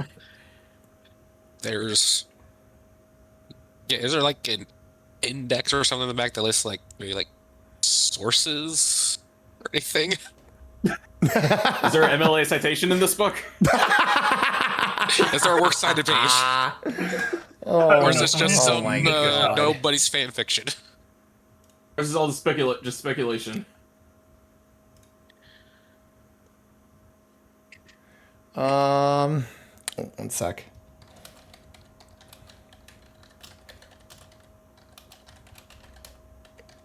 Right, it's been a second. Hey, sorry. Kenyon's job is being a smartass. Sorry. One of my coworkers messaged me with a question. I'm just hitting them back really quick. The answer is 7. No, the answer is always fire. Remember? Mm-hmm. Oh, the answer is 13. Yeah, Organization 13. I don't think fire is a good answer when it comes to gas station stuff, though. Probably not. No. Mm-hmm. Okay, so you look through. Tim, I'll say you look through the book and kind of go back toward the back to see if there were any sources listed. a lot of this information actually came from just talking with various pilgrims, wanderers, and just people that have been traveling around the continent.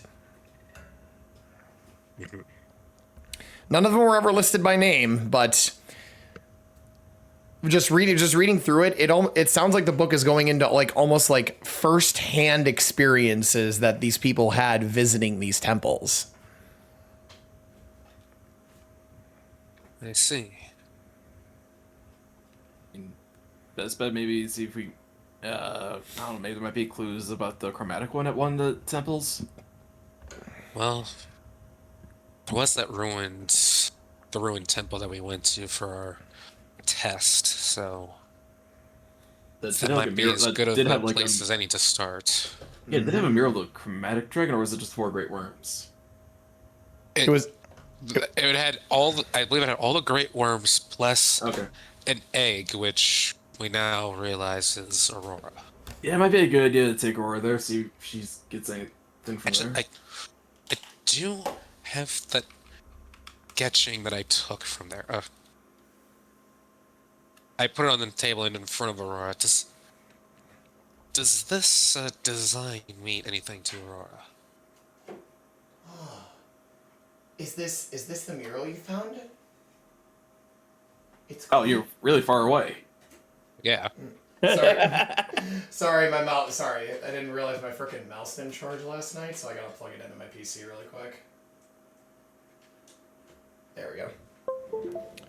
There we go. That'll do for now. So this must be that mural you found? Yes, a sketching of its design. Yes. But...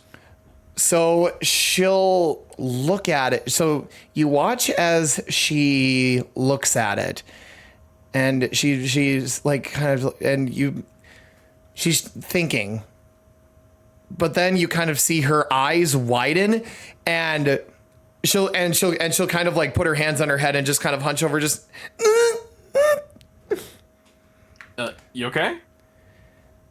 Yeah, it's just.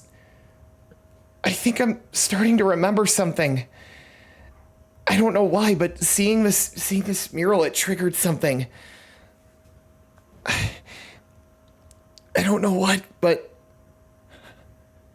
I need to. If it hurts you, don't force yourself. No, I'm on the verge. It's just I need to see the real thing. I'm confident that if I see the real mural, maybe whatever it is that I've been so close to remembering will finally come back to the surface. I'm done for a road trip. You? I'm down. I don't know if more monsters have made their homes in the ruins, so probably best to get the whole team involved.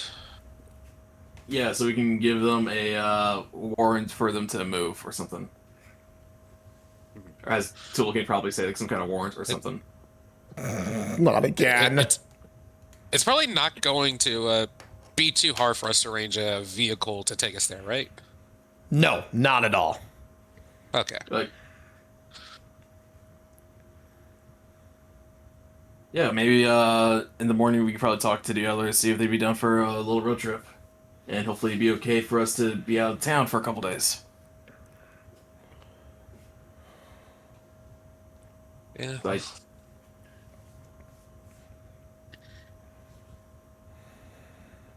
Well,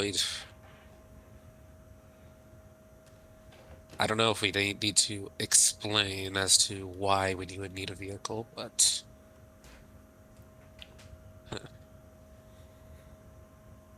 Well, you know what? You'll know what come tomorrow. Yeah. Okay. Was there anything else you guys wanted to look into, or is that where you're going to end your investigation for the day? I think I'm good for now. I mean... there's nothing in particular I think Tim would want to look into. Mm-hmm. So... Okay. I'm probably done. Yeah. Okay. All right. Durnage will probably just do a little bit of extra training. Maybe just make a quick trip to the temple before nightfall. Tubalcain, was there anything you and Nama wanted to do before day's end? Get some food. Okay. Fair enough. Sounds good to me. We'll say after everybody meets for a hearty dinner after fulfilling some separate objectives for the day and whatnot. That will be a great way to end the day. That'll be a great way to end the day. So, did you acknowledge what I wrote down? Oh yes, yeah. Oh yeah. Oh yes, I see it now. Yeah, I see it now. Yeah, Zoe. Yeah, so Zoe, you'll send out a letter to your father and whatnot about and wait for a reply back on the modified firearms. So that's 2 letters going out. All right. All right. So. Because you didn't give us phones. Yeah. All right. It's not that. Like I said, it's not that modern. It's modernized, but it's not that modern. Zenny, just do what they do. Zenny, just do what they do in Dr. Stone. Just sign some shit out. Okay. I was when I think of like Trails Cold Steel, I think like early 1900s. So yeah, exactly. That is within the realm of where phone technology was existent. This is true, yes. I'm still trying to keep some like fantasy elements and whatnot. So. Just use messenger pigeons. Oh no! Well, maybe that is what you're using to try and expedite the process a bit. But we got to worry about the flying cats hunting them down. Shit! Don't worry. Well, don't worry. I can handle it. No, it's I know what to do. No, it's all right. These messenger pigeons are expertly trained in the ways of avoiding flying cats. I was gonna say, just make the cats friends with have them be friends with this weird pink demon called Tigatons. God damn it! Should have fucking known where that was going. Oh, okay. All right. So, new day means more Arcanium. All right.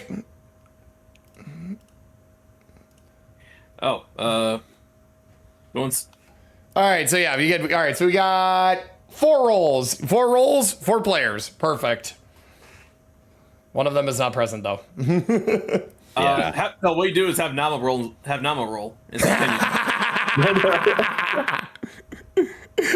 I mean, you're more than welcome to, Kenyon, if you want. All right, here we go. All right. Medium haul for the first deposit. All right, 2d6. 3 and 3. All right. 3. Okay.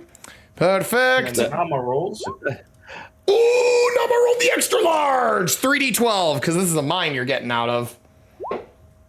Ooh. Goddamn, Nama, what the fuck? Nama. And the one is green. And the one is green. No taxing on that. Yeah, the one is green. No tax on the green. Let's go. Let's go, baby. All right, let's see. What are the other ones again? I'll take care of the next one then. Blues 10. Okay, and then the other one was black. That's 11. God damn. All right. Take it, Zenny. Ooh! Iggy rolling a 4. Iggy rolling a 4. Iggy rolling a 4. The 2d12 because this is the two prong one. Ooh, damn! You're getting up there for that. All right, and then your newest mine. No, you can't say that. I see Puck. I know what he said. I know what Nama said. Well, it's a monstrosity. You can't kill that me. Oh my God, Jeff! You can't say that. Can I roll, or is it too late? You can, 3 rolls have been made. Yeah, 3 rolls have been made. rolls. Anky, if you want. you can take it. I don't care. Yeah, Anky, go for it, Anky. Hey. Gee, another extra large haul. 3d12. 3d12. Hey, that's pretty good. That's very good. That's very good.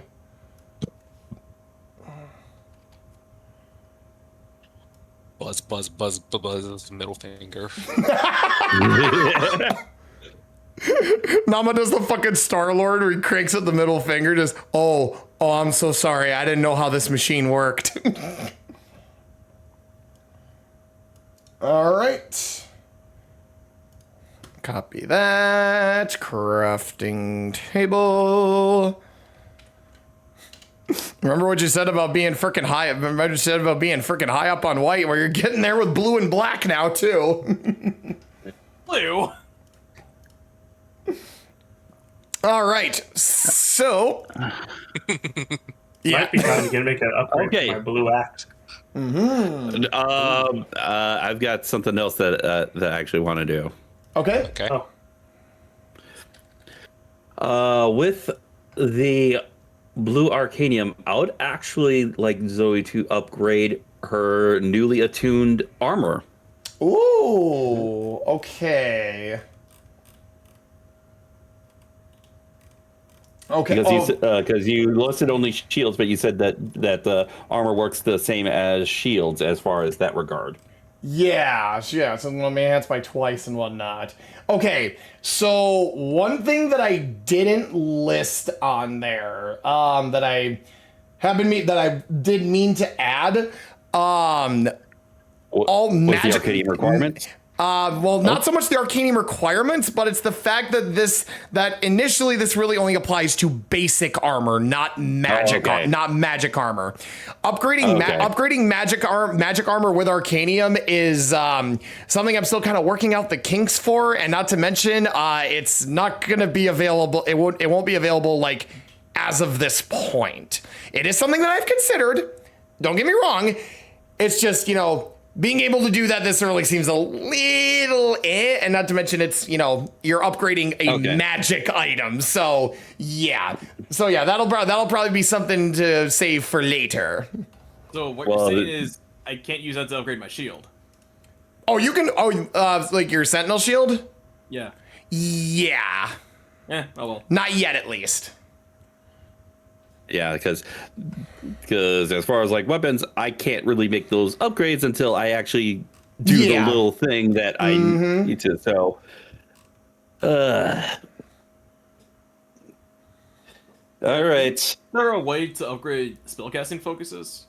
I think you were talking about that. Yeah, that one I did want to have on here, but looks like it didn't. You can make quarterstaff is a druidic focus. Mm-hmm. But Aurora's vestige can't be enhanced via arcanium. Yeah. Well, he has another quarterstaff on his person, if I remember right? Mm-hmm. He did buy one before we met Aurora. Yeah, but then I got the shiny new one, and shiny. Shiny means better, right? That's how trading card games work, right?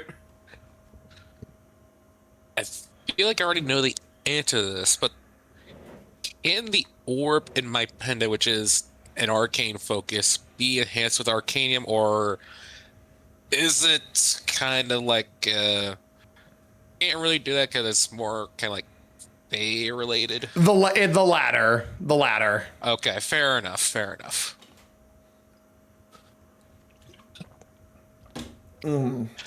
I'll have to upgrade it through story.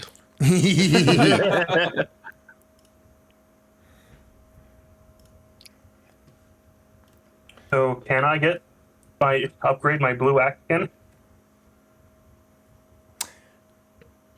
If nobody else objects, I'm not going to stop you. All right, here we go.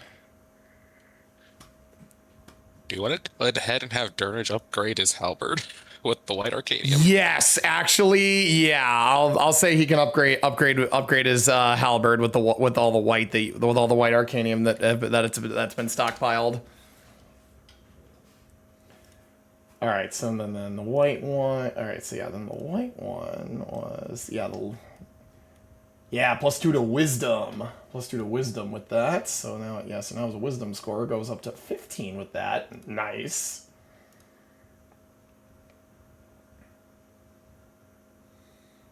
Excellent. And it's a +2, and it's a +2 weapon now. Was it a +1 weapon before? Yes. Yes. All right.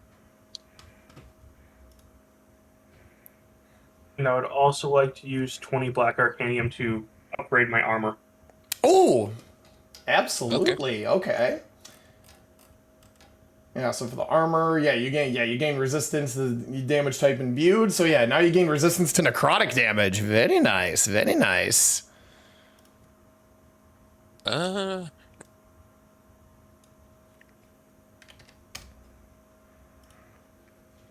much arcanium to upgrade armor? It's 20 for level 1, and then it's going to be 50 plus another item for level 2.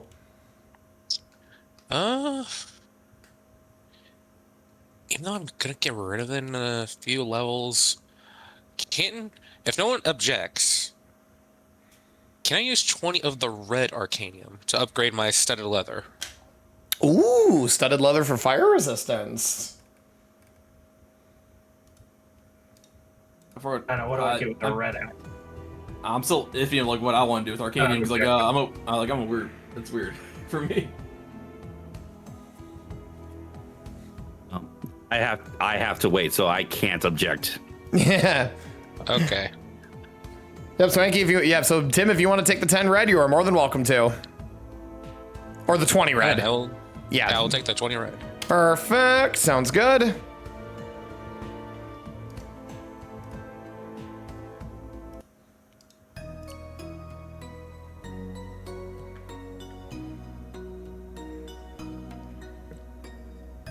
All right, so now Tim, you've got +1 studded leather with fire resistance.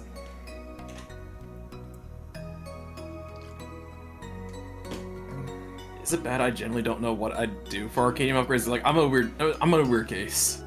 Yeah, you're in kind of a weird spot being a druid and whatnot, but don't worry. Like I said, once I add the section for spellcasting focuses and whatnot, yeah, that'll be... I also try to figure out how to make that thing that lets me do my face ups in wild shape. I gotta figure out how to do that too. Yeah. Like you could upgrade your armor for necrotic resistance like Tubalcain did.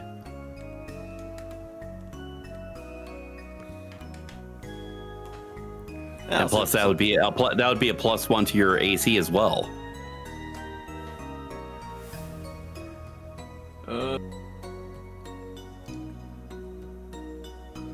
Sure, I'll go black, I guess. Black! Yeah, I just gotta figure out how to upgrade that in DD Beyond. Just add it's easy. It's just inventory. Click on your armor, customize, and just put on the notes. If you hover over. Well, at that point, would it be easier for me to find like +1 armor then? Is like put that on and just kind of ping it up, make a note of that then? Yeah, you could do. Yeah, just replace your armor with a +1. Yeah, mm-hmm. and just I will work on that real quick.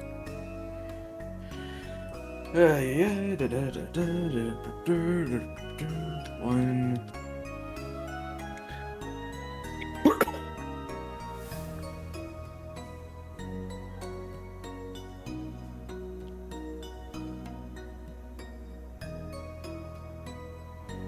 Cool, now my AC is overall 18. Nice. Same. It's like the only way for me to increase my AC in wild shape is I figure out how to increase my wisdom.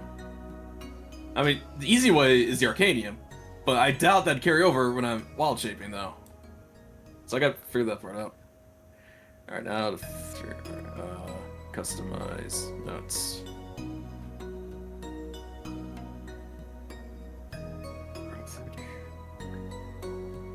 And also you can add like your necrotic resistance then. Yeah. If you hover over defenses and click on it, you'll be able to pull up a little side thing, and you can hit customize and choose resistance and then necrotic. Yeah, just give me a second. I'm changing the name on this thing. I changed it to Black Arcanium chain shirt. Defenses, customize, resistance. Yes, all damage. Sure. No. A very loud, incorrect buzzer. Yeah, right. The fuck is an Emerald Fulcrum lens? What?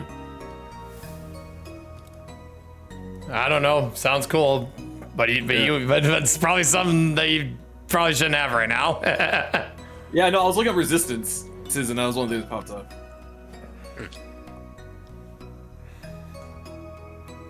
I believe that's a item type. Or, Yeah. It might be an item. Oh, let's look it up. Emerald Fulcrum lens. What are you? It's from the concave green lens. When you're attuned that you're...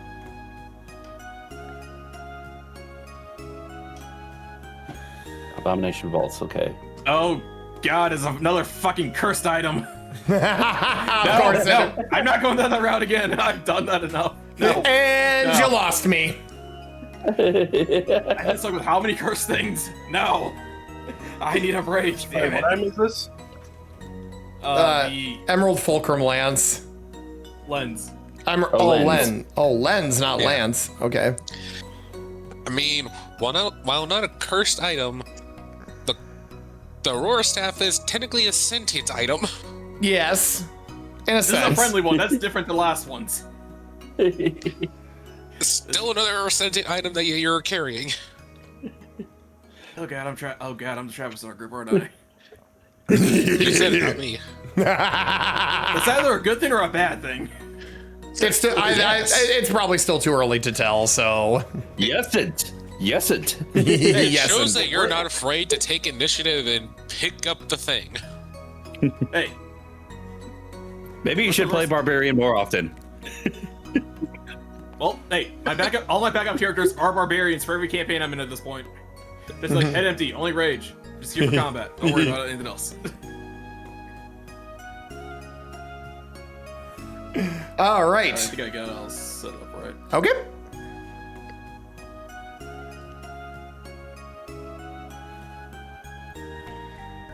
All right. So, if everyone's done all their upgrades, ready to head out? Well, Yep. we never talked about like if video Oh, games. oh yeah. Oh yeah. Well, yeah. I guess. Commandeer the vehicle. Yeah. Well, I guess head out and figure out the day would be the more accurate way to put it. Yeah, no. So, like the way you said it, it's like, oh, we're all in agreement. And No. Yeah. We're just cutting to like us on the road. Yep. right now. Okay. Everybody that's done their upgrades. So yeah, if you guys want to get together and discuss how you want to tackle the day. Sure. Okay. Alright, we should probably go. Alright, I'm just gonna go look for my friends then to like try to get them all together. Well, Varis, you called this meeting. What's up? Oh, You shit, I just have had the one yesterday. Oh shit, I have the magic contract now, don't I? I mean, It's a gavel. you're Varus, you're Yeah. literally the one holding the talking stick. Wait, or quick, turn to a conch shell. What are you gonna do with a By the way, con- that's What are you gonna talking do with a stick, not conch shell talking though?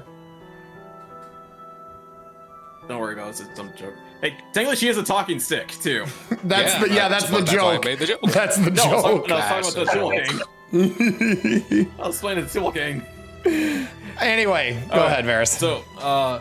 So me and Tim were doing a little research yesterday, and we showed Aurora. We told Aurora a little about the first temple that we all went together as a team. She had a little reaction to like seeing Tim's sketch of like the mural. So we were thinking, would you guys be down for a road trip to our old summit grounds, the first temple we were at together? What kind of reaction? She attempted to. She was very close to regaining some memory, and We believe that taking her to the temple and to see the mural in person could yield a actual genuine reaction and at least be a good first step in her regaining her memories.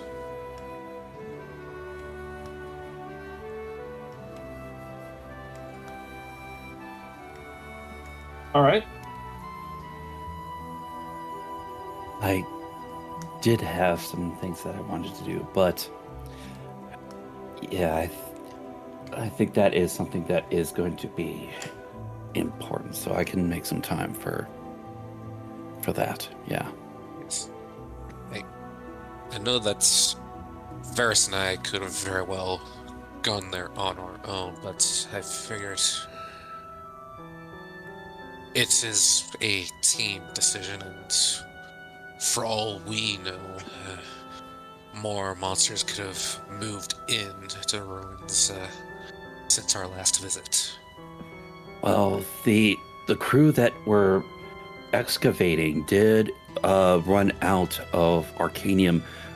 How long would it have been? Like maybe like about half a week or close to a week? Yeah, close to a week. Close to a week since that deposit dried up. Yeah, it was a small deposit. So yeah, the crew cleared out about a week ago. So there is a possibility that monsters are there, but from what was said is that the monsters were more than likely drawn there because of the Arcanium. So they may not be there, or at least not in the numbers that we saw there. Durnage will speak up and goes, "Well, if there are any monsters there, we're definitely gonna have to take care of them. I don't want anything defiling that sacred place." This is a team meeting. It's a team meeting. That's the bit of the session. That's the bit of the session since Dan isn't here and I'm RPing Durnage for it. I thought Zoe had the shit perception, not you. I don't know, man. There's something about Durnage. Like part of it isn't here with us. This room. Okay. Tubalcain, important question. How many lions do you see in this room? This is a trick question. I don't know what the trick question is. Oh, for fuck's sake. I think Durnage isn't a lion. I forget, but Leonin. Not a lion. Oh, you gotta be shitting me. Sensitive. Alright, we'll look for optometrist for you later. Okay, anyway. Well, if sometimes Varis is a lion, so does he count? 1.5 then. Can we move on to the actual topic at hand? Well, if there is persistence over there, and she'll pull out her hand crossbow with the etched sigil in there, there's definitely a chance to test some things out that I learned after that last mission.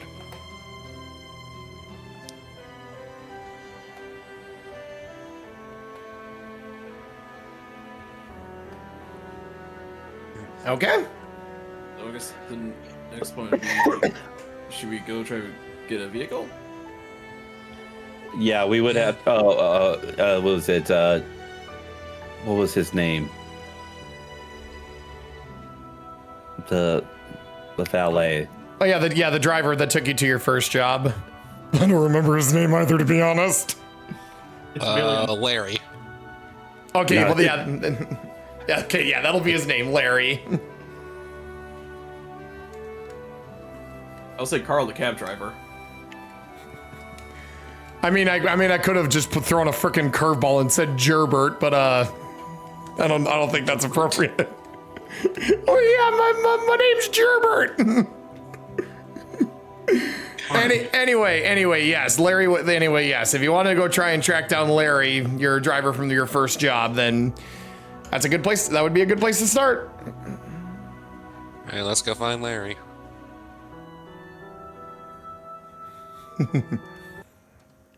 All right, so you guys head down to the main barracks and the courtyard and whatnot, and eventually you do see Larry. He's doing some maintenance on the land carrier that he operates, and he just see you coming. He just kind of stands up and waves. I wave back.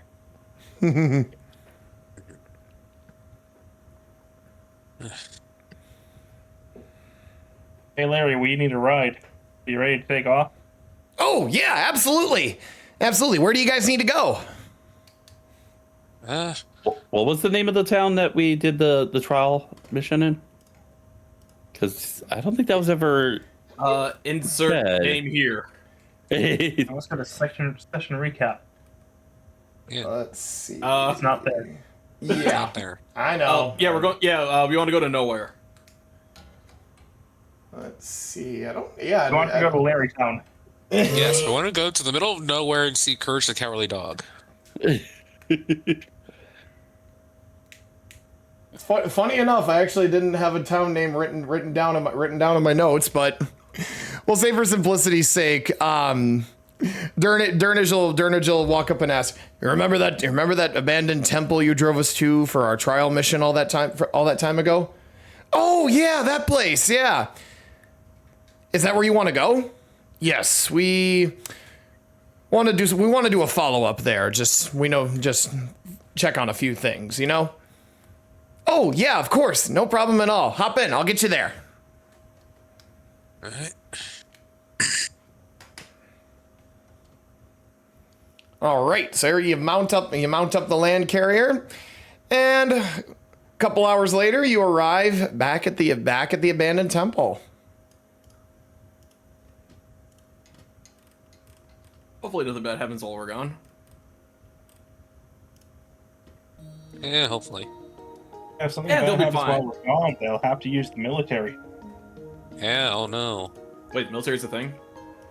Yes, they have a Yes. military. We are They're the part ones of the that all Knights, which is part of the military. Mm-hmm. Sorry, I'm not used to like military stuff, man. We've been doing military stuff all campaign. Anyway.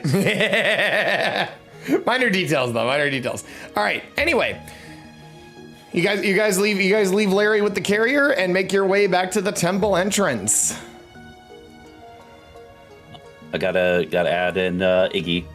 Oh yeah. Add in Z Iggy. Everything went black. Black. So as you guys make your way to the temple entrance, Aurora's projection does appear next to you, Varis, and she is very fixated on the temple. Oh yeah, whatever feeling I was getting from that picture, it's multiplied. Are we gonna move Durnage? Yep, I got him. Oh. He's fine. Holy shit, where'd you come from? He's faster than all of us. Okay, that a bit of surprise. Yeah, that's fair. So All right, there were a bunch of enemies in this room, so I'm just gonna take a quick perception check, maybe. Just keep an eye out for stuff. yeah, go for it. Or can I use my passive? Or do I actually have to roll? I want you to actually roll for me. All right. Damn it, I can never use my passive perception for anything, can I? Nope. Natural 20. He sees everything. Durnage sees Varis sees everything. Wait. Not Yeah, Durnage. Seems Durnage. Yeah, I saw him a mile away. What do you mean? Yeah. All right. Also, guys, What? I also see we're missing someone too. Zoe! Zoe! You've been here before. You can't do this trick again. You can't Yes, my read. natural 20. I just saw Zoe's all the way over She there. can't Got lost. keep getting away with this. Hey, Iggy, No. hey, your master. Yeah. Okay. That actually allows me to do this. Uh-oh. The homunculus servant has telepathy up to a mile only with me. Can you get Master Frost? It's a fucking He's look lost at again. her beacon! Oh my god, yes! Zoe gets the message and she starts running her way back up to you. No, wait, hang on. You need your homunculus be your CNI homunculus or something, or our guide homunculus. Oh god, please tell me it's a GIF. No. Yeah, no, Zoe does this. This is Zoe and they're getting lost and then getting the ping.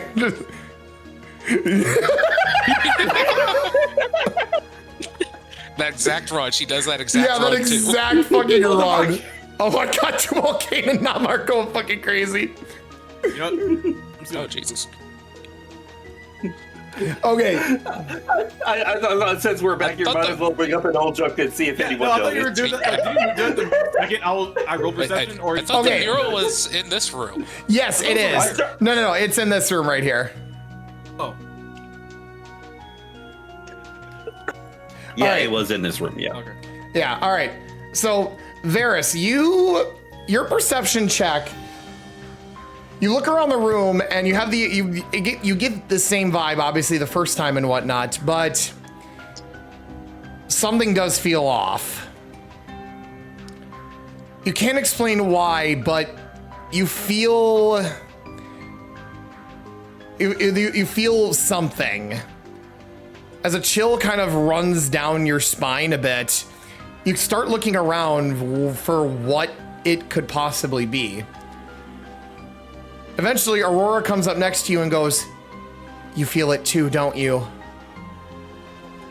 definitely feeling something. It's not, it's something, it feels familiar, but malicious. Varis, you have to go to the bathroom. You shouldn't have eaten that Taco Bell. You shouldn't have eaten the gas station Taco Bell. You shouldn't have eaten the gas station burrito. That was a gas station. You should have eaten the gas station sushi. Hell, sushi.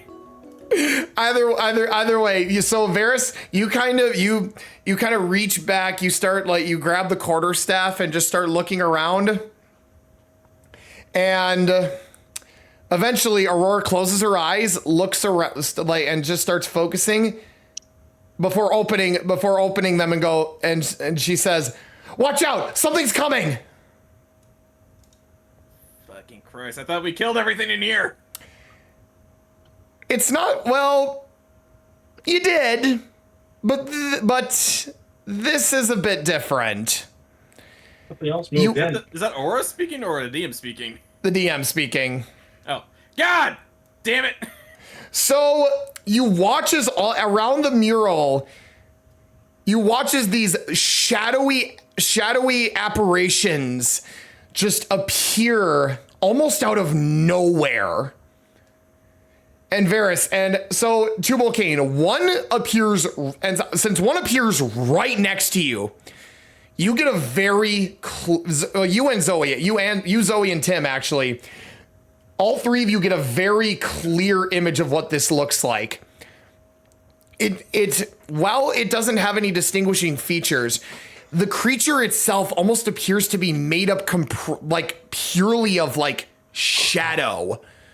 But the shape the shape almost looks like that of a bipedal miniature dragon.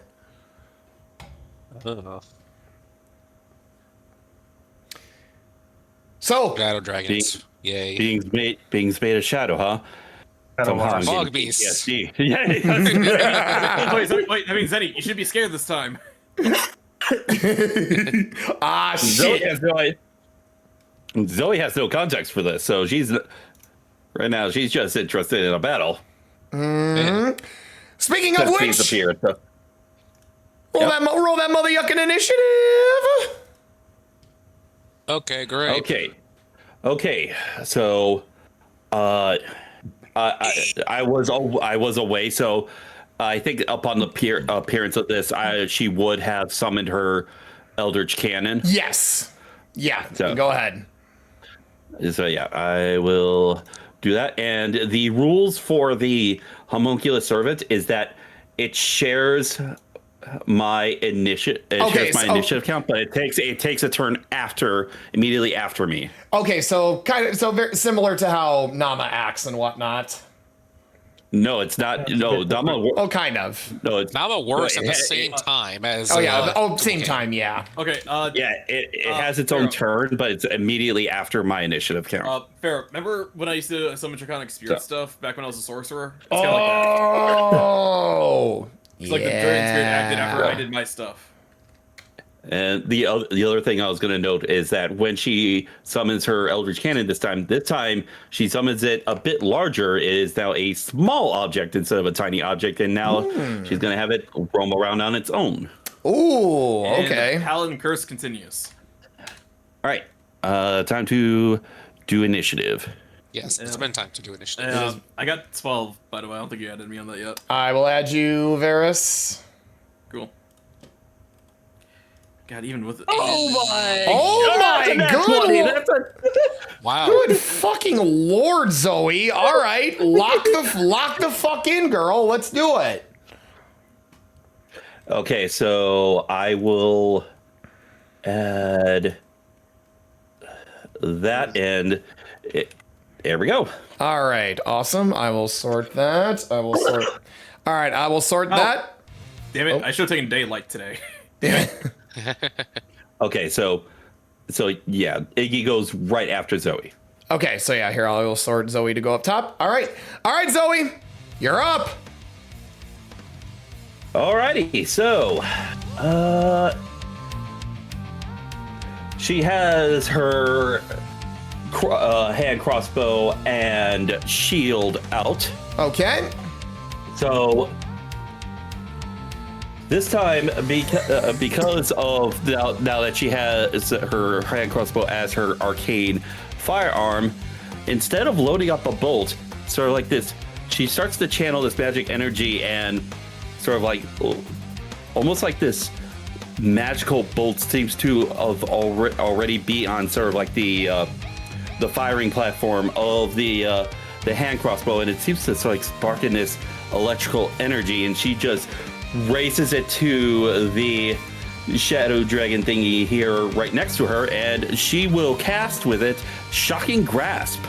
Oh, just fucking jam that shit into its chest and it's like a taser. Like a taser. Yeah, solar touch. Yep, and 19? 19 will hit. All right, so this will do a base 2d8 lightning damage. Run it. And it did both of it. So whenever I cast specifically an Artificer spell, it adds a 1d8 to 1 damage roll total. Ooh, okay. Wait, so how much is the total then? 21. 21 lightning damage. Nice. Oh, that did not do a whole lot. Well, I did a good chunk. And it can't do opportunity attacks? Is that how this spell works? Oh, wait, whoops. Hang on. Yep. Shocking Grasp. There we go. That's better. Oh, Yep. there we go. Yep. Shocking Grasp. Yes, it cannot make opportunity attacks until the start of its next turn. In which case, thing with when I have the Eldritch Cannon off of me, when I command it to do its bonus actions, it can also move 15 feet. In which case, it will move. It can move up to 15 feet, so I'll move it right behind where my homunculus servant is. It will use its Force Ballista. Okay. Yeah, that'll hit. Wait, that's a 19. Oh, that's so close. That is so That'll, yeah, like I said, that'll hit though. Oh, near max. Nice. Oh, Very no, nice. not near max. Not near max, but 2d8. But yeah, 11 force damage. And the thing I continually forget to do whenever I use the Force Ballista, there is actually a secondary effect of the Force Ballista. If the target is a creature, it is pushed 5 feet away from the cannon when it takes the force damage. So it gets pushed back 5 feet. Okay.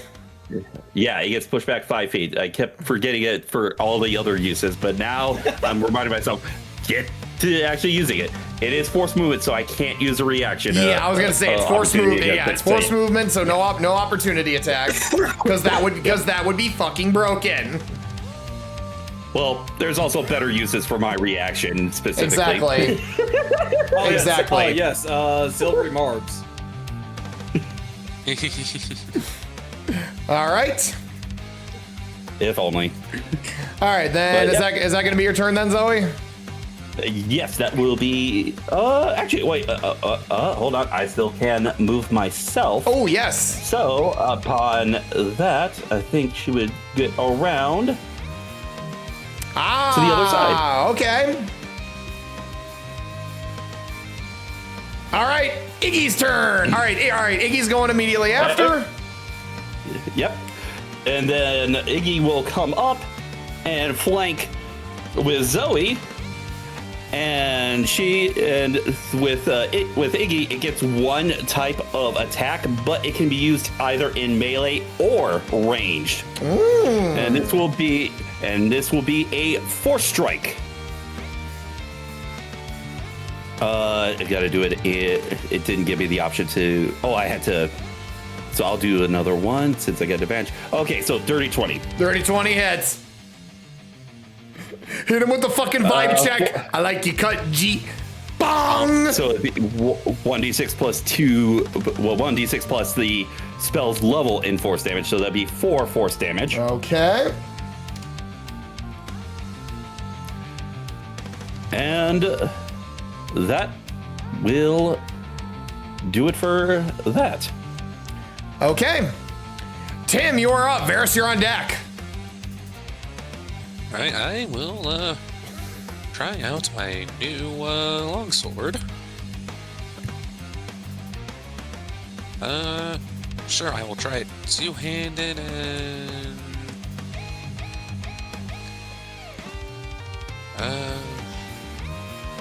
just to test waters. This will be a vengeful blade. All right.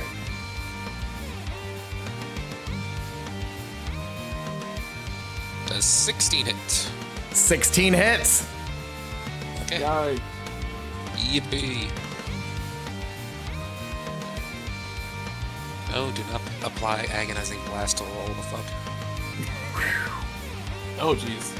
Okay, that's max damage from me as the base sword damage. Yeah. Plus the extra force. Yeah, getting ganged up on by all of Zoe's artillery. Plus, You're getting gained up by Zoe's R&D, yeah.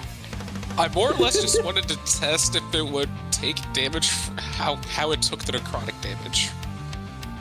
But I don't think it matters. it did not matter. It had 14 HP left, and so your 15 just fucking eviscerated it. Then I will use my movement, move over here, and then I will bonus action spend a packed magic slot to cast Armor of Agathis on myself. Oh. Okay. All right. The Shadow Dragons are up. Hey, I got a question. So, are they What's all up? like the same kind of colored dragon underneath all that stuff, or? You can't Are there any tell. differences? Their entire bodies are like comprised of the same like black miasma. But There are they're no black dragons. but the shape is very it's very distinct. And they all have I it. just didn't know if it would be like the same kind of thing, like with the robots, enemy armors, or yeah, like each one was supposed to be different colors. So you forgot. to mention that. No, they're all the same. Yeah, they all look exactly the same. All right. Okay. So we'll start with this one down here. He's gonna move next to Zoe. All right. Oops. There we go. All right, and it is going to make a shadow breath attack against both Zoe and the homunculus servant. I need dex saves. Ooh, Sorry, okay. you cut out a bit. Shadow breath attack against shadow breath attack against Zoe and the homunculus. So Zoe and Iggy. Right. So I need dex saves from both of you. So against the Ziggy people over there. Okay. I will note that with the homunculus servant's magic bond, I add the spell's level to any ability check or saving throw the homunculus made. So Okay. first I will roll for Zoe. Normal. Ooh. That's Yeah. wait. Yeah, that's a natural one. God damn it. Oh. Yeah, that'll. Hopefully the homunculus servant is doing a little bit better. Come on, Hopefully. Iggy. It did do better. 13 will unfortunately fail. Okay. All right, so you are gonna take. Both of you take 9 necrotic damage. Actually, no. Zoe takes 9 necrotic damage, but the homunculus servant does have evasion built into it. So Okay. it will actually take 4 with round down. Yeah, with 4, round yeah, down. yep, Okay. yep. I will. Okay, hold on. I'm gonna do a bar. So it has 15 health. So now it'll be 11 health. There we go. Save changes. There you go. All the more reason for me to just throw fireballs down on you and your servants. Well, right. my Eldritch Cannon doesn't have that, but my homunculus servant does. Yeah, your can will be fine. Your can will be fine. all right. It can regen. All right. And then as a bonus action, it is going to use an ability, Shadow Step. Oh, brother. And it is going to teleport 20 feet away from you. Okay. I see the game here. All right. Next one, we'll go with this guy, right? We'll go with this guy right here. Which guy? The one by Tubalcain? The one up top here. Yeah. All right. Sure. Yeah. Do shadow breath right there. What could possibly go wrong? Yeah, brother.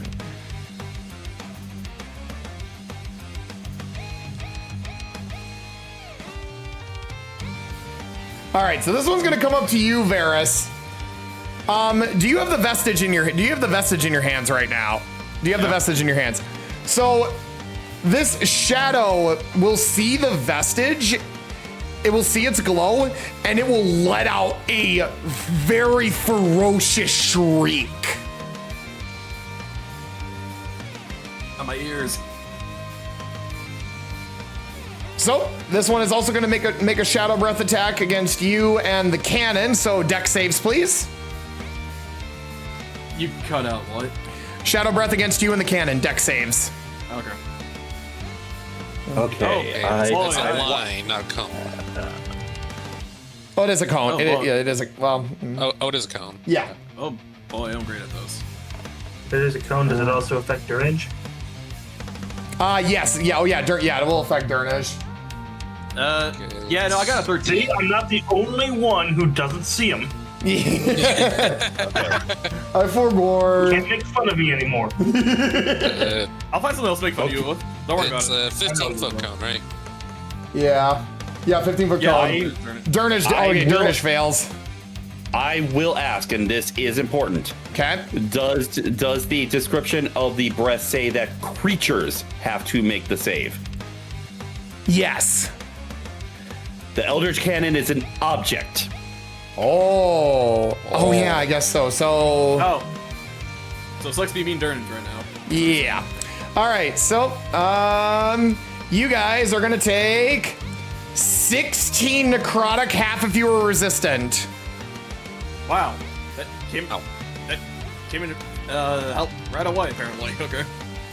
Yeah, it did. What are the odds of that right away, actually? Alright, so I took 8 then. All right. And then for a bonus action,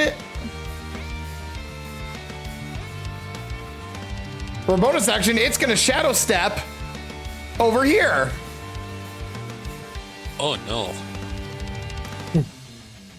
All right, and then we go to this one. It's gonna make two rend attacks against Tubalcain at advantage. Coming out, man. Not again. One sec. All right, so now for the last one, it's gonna make 2 rend attacks against Tubalcain at advantage. Does a 18 hit?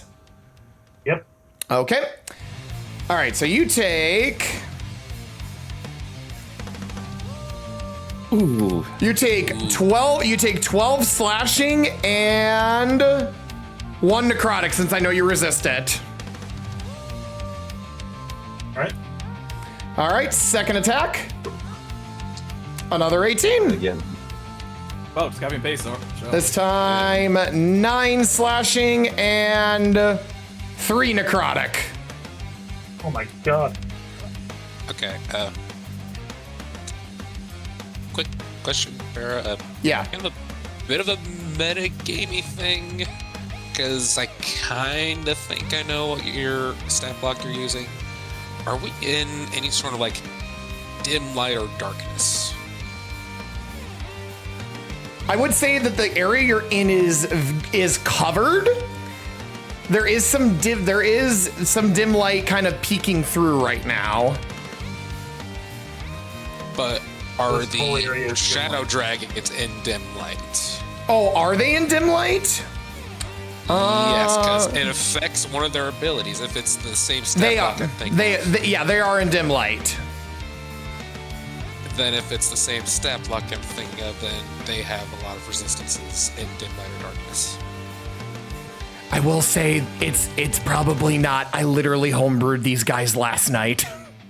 Fair enough. They're just. Oh, I was gonna say The thing was, they were very similar. Like that, I Yeah. have a plan. I have a plan for getting rid of that then.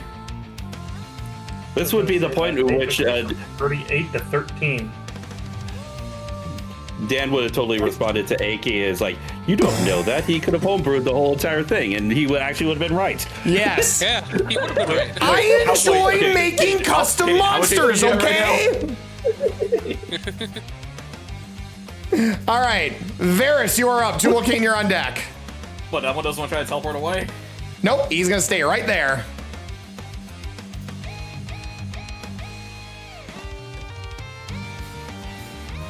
Think about a certain spell, but the more I look at it, the more I'm confused how it works, so I don't want to do it right now.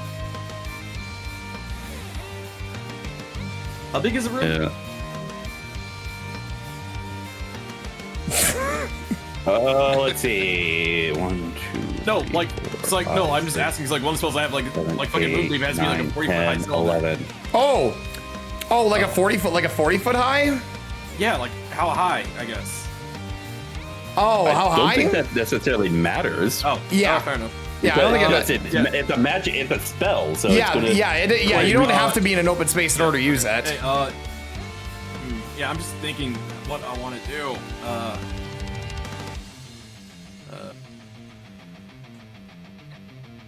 Shut up. Wait, no, it's metagaming. I'm not gonna say that. I was gonna say I can't. No, I remember how shadow stuff works because I remember like another stuff.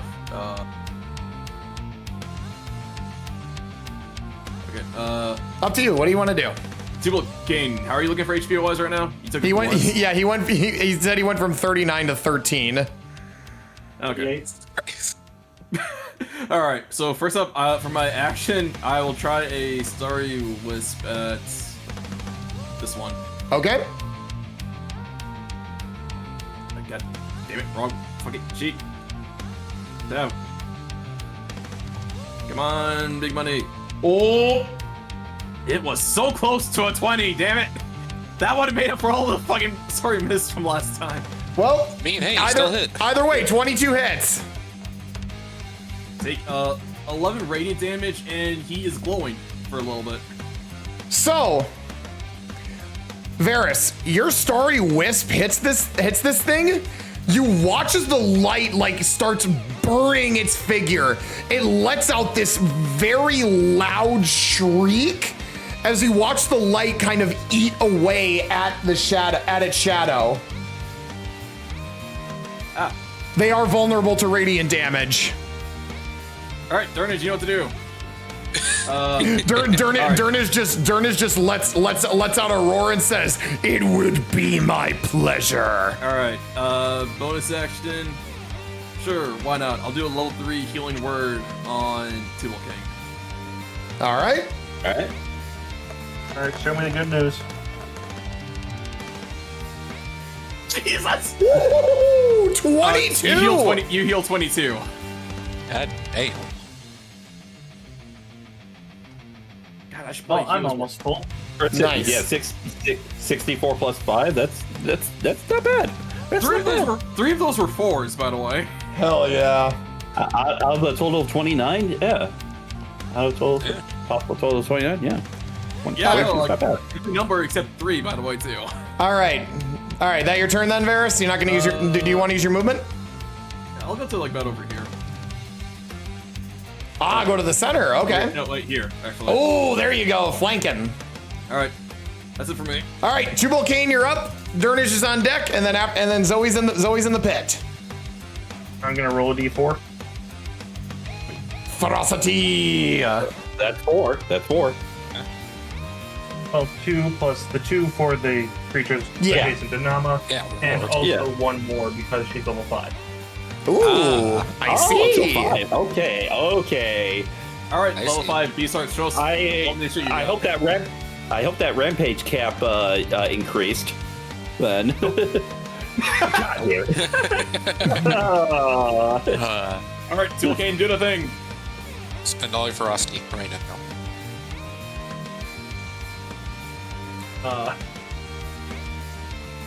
Here, the first thing I'm gonna do is use Freezing Strike, which has gone up to 2d6 instead of 1d6. Ooh. Of course, like a cantrip. Yep. Attack this guy who I am flanking. Yep. 25, absolutely. All right, I'm gonna spend one of my fire strikes in order to add a d10 of fire damage to that. All right, hit it. I didn't roll the fire damage with that. Hold on. There's the extra fire damage. There we Here's the go. freezing strike damage. 30 damage. 30. Let's go. Nice. Then, Oh yeah, the minus D4 to this next save. Yep. All right. Nama will make an attack against him. Okay, hit it. 13. Ooh, 13 will unfortunately miss. Well, you jinxed me. You said hit it. She- It's your fault. My fault, OG, my fault. Technically, you're not really hitting. You're more like pitching something. Okay, so. And I think that's it for me. Okay. All right, time for these guys. I forgot about those guys. All right, so these guys are gonna. All right, so this first one's gonna walk up to Nama, and he is going to brandish a very peculiar blade.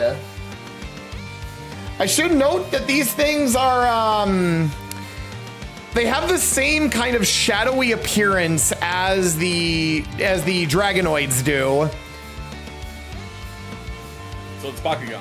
It's But they have more of a distinct figure. That are very much humanoid. So the room Italians. No. Siege? No. All right, let me see here. Does it say that it gets... Laserman. No, Laserman would be fucking sick. But yeah, no. All right, it is gonna make one. It is gonna make one melee. Is gonna make one sword attack against Nama. Oh, brother. Oh yeah, I think a 19 plus hits. Just barely. Okay. Okay, but like 25. Like 25. Is that's just barely. Yeah, just barely. Yeah, just barely. Blast with 25. Blast. Totally. Level 5 Beastheart, you know? Oh yeah. Oh yeah, I guess that's true.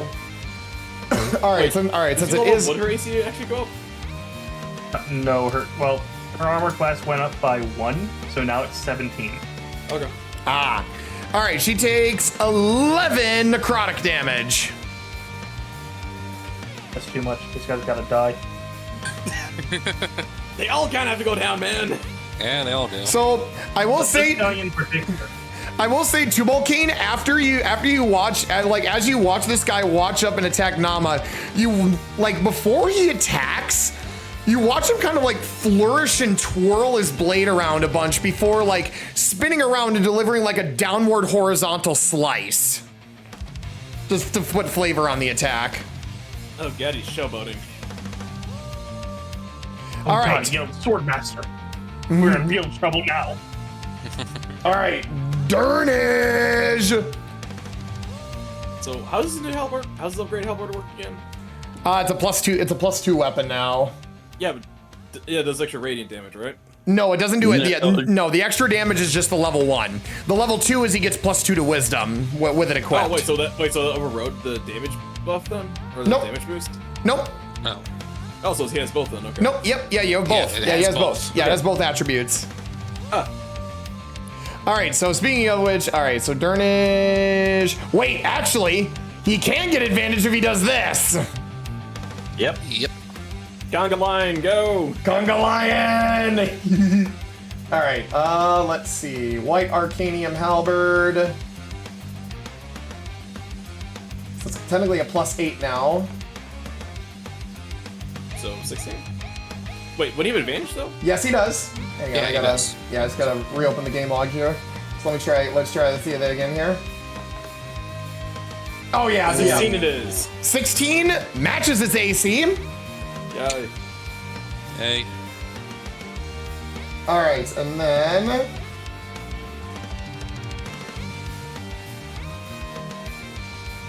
Wouldn't that technically be 10 then?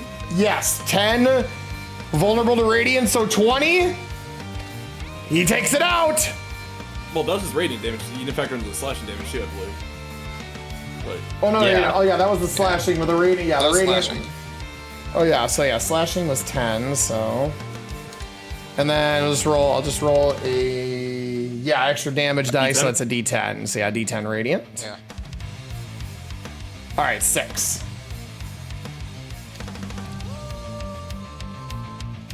And then he does have a second attack because he's level 5 now. Yeah.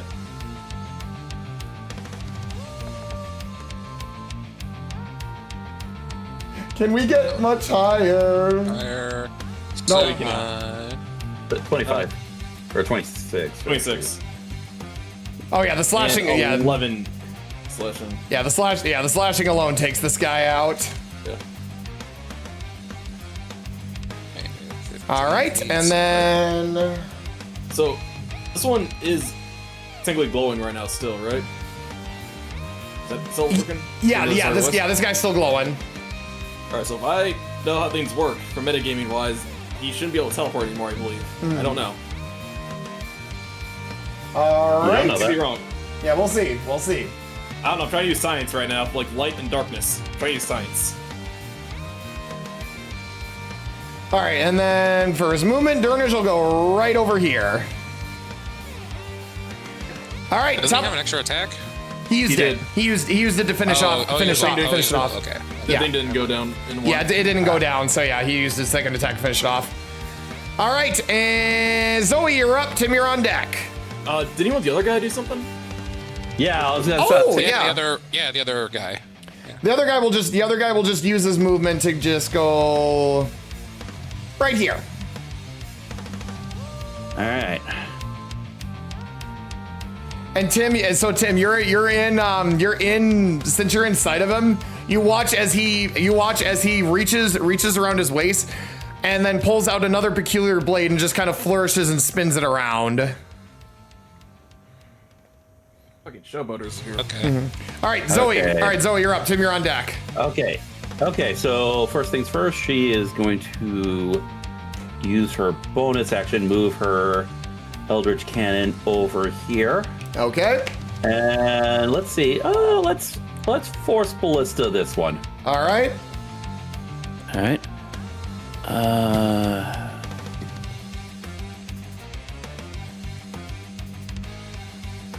14? 14 will unfortunately miss. Okay, so its AC is 15. All right. You said the AC was 16. Yeah, You said one matched earlier. I said 16 matched earlier. Wait a second. I thought I... Oh, okay. Okay, yeah. It's 16. Okay, my apologies. Yeah, you good. All right. No problem. Crud. I've plumb run out of options. Wait! I've got something else that I can do. This time, when Zoe pulls forward her hand crossbow, this time magic energy swells up once again in sort of like the loading bay, but it's no longer electric energy. This time, it seems fiery. As she is going to expend a second level spell slot to cast Scorching Ray. Ooh, Yay, run it. fire. Let's do one on this one and two on this one. I will roll for this one first. All right, hit it. All right.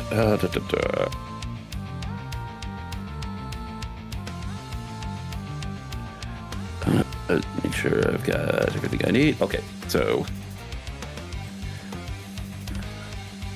Oh. All right, so I rolled all three. Okay. I rolled all three. So, yeah, there you go. yeah. All right, so the 14. All right, so you missed this guy, but both Scorching Rays aimed at this guy will hit.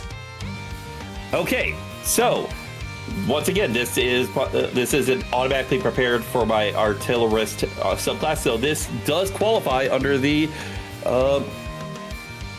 arcane firearm. So this will be an extra D8 of damage on top of the 4d6. Okay. So I'm not gonna. Okay, let's do custom roll. So roll 4d6 plus 1d8, and this will all be fire damage. Okay. 17 fire damage. 17. Nice. All right, and let's see fire just here. fine?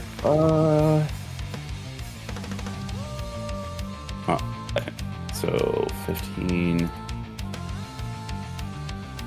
Yeah, she can get around. So, yep. All right.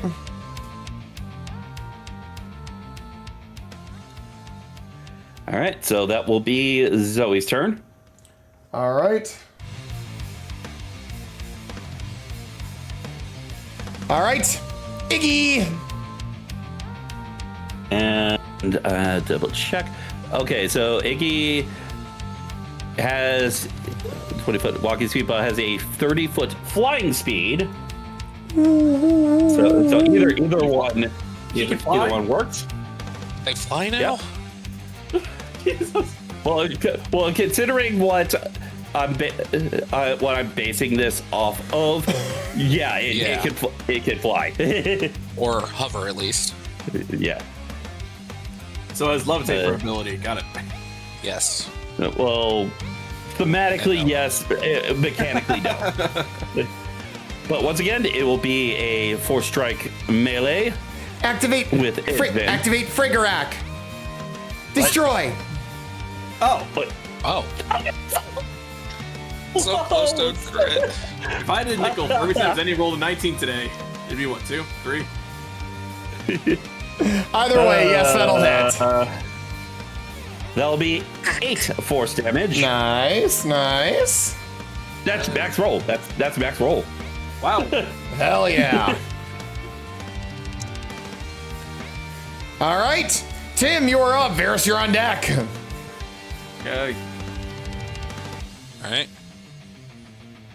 I will spend 20 feet, walk up right to his face.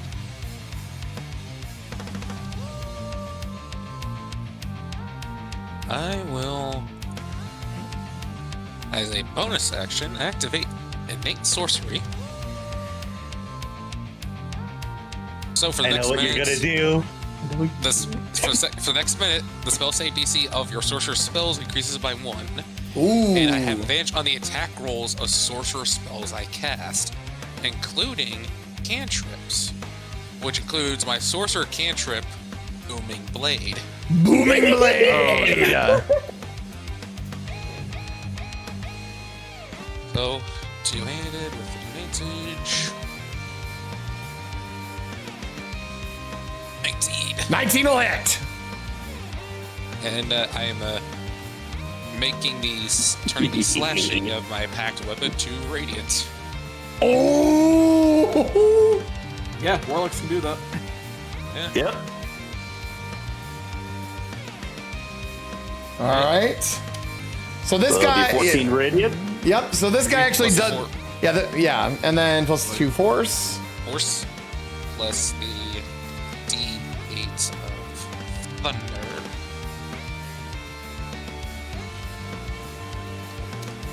Kenyon, what the fuck? Sorry. God damn it, Kenyon. I wanted to see what that undo thing did. Where did? You're over here. Yeah, but where did my token go? You're Over gone. here. I don't. It's all the way up. I see it. I see it. I got you. Hang on. How do you not see your own token, Kenyon? Hang on. I got it. I got it. Disappeared. It disappeared. I don't know why it disappeared. All right. Oh, great. Now you can I see your own will- character. Yeah. So, how I can see it now. Was the Radiant, that was like, did it take it like the vulnerable like the other dragons? Or So this one actually did not take the increased damage like the Shadow Dragon's dead. Oh, okay. Noted. Okay, fair enough. Okay. I will step back. And provoke an attack of opportunity? Yep. Okay. Oh, wait, I see what you're trying to do. Well, that's gonna miss. Damn it. I don't know, unless a 12 hits. No, actually. Hey, no, I feel I try to do that stuff sometimes, man. You know, Well, see, either way, this, you get the- I'm not gonna use my full movement. I'm just gonna stand right here. Yeah, I see what you're trying to do. you would only had 5 more feet of movement from there anyway. So yeah. But either way, it has to move. Yes, it has to move. Unless it can just throw its sword or something. Reloading, roll 20. But yeah, that is my turn. All right. Shadow Dragons. Let's see.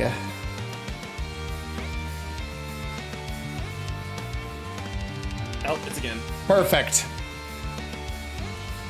It's gonna move 1 space up, but it is gonna provoke an attack of opportunity from Durnage. Take him.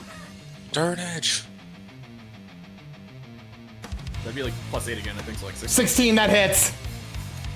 Yes. Yes. If only I could spite as a reaction.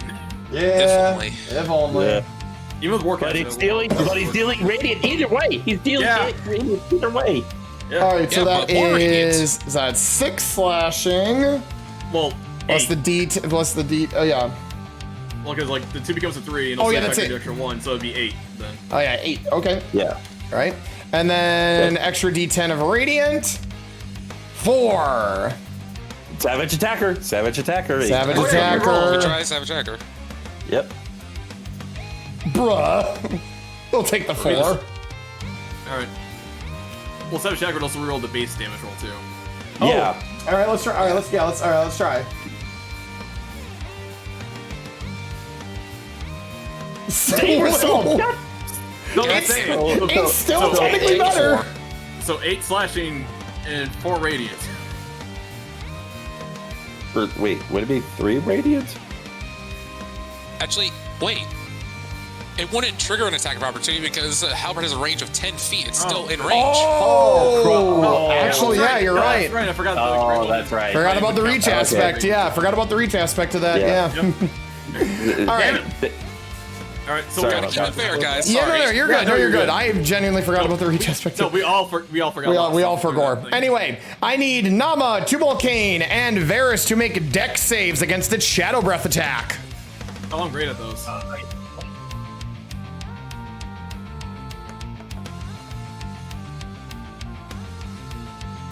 7. Well, that's one fail. Yep. Tubalcain, you make it. This one's for Nama. Nama makes it too. Ah, so we all take half. Yeah, well, Tubalcain's gonna take a quarter. Do I want to burn my reaction? Damn good. Okay, so Varis and Nama take 8. Tubalcain, you take 4. Okay.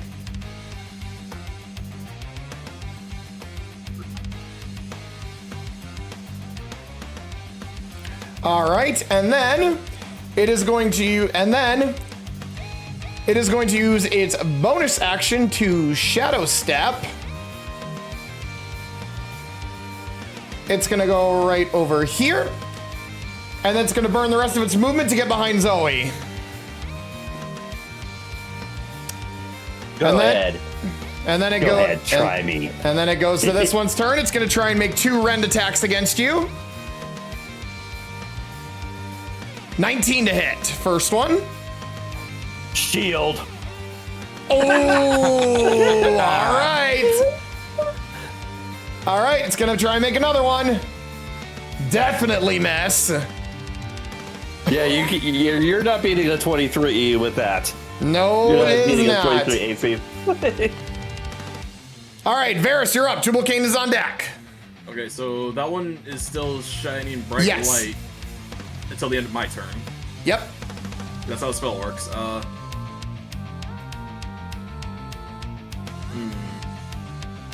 Yeah, let's keep it simple. Wait, I thought you attacked the one that is now dead. No, I attacked one that was over here. Yeah, he attacked this one over here. Yeah. Oh, okay. Oh, yeah, that's right. That's right. Potentially trying to shut down Shadow stuff. Sure, I'll shoot a Starry Wisp. You know what, sure, I'll shoot a Starry Wisp at that same fucker again. All right. A Starry Wisp. Starry Wisp. Go. 18. 18 will hit.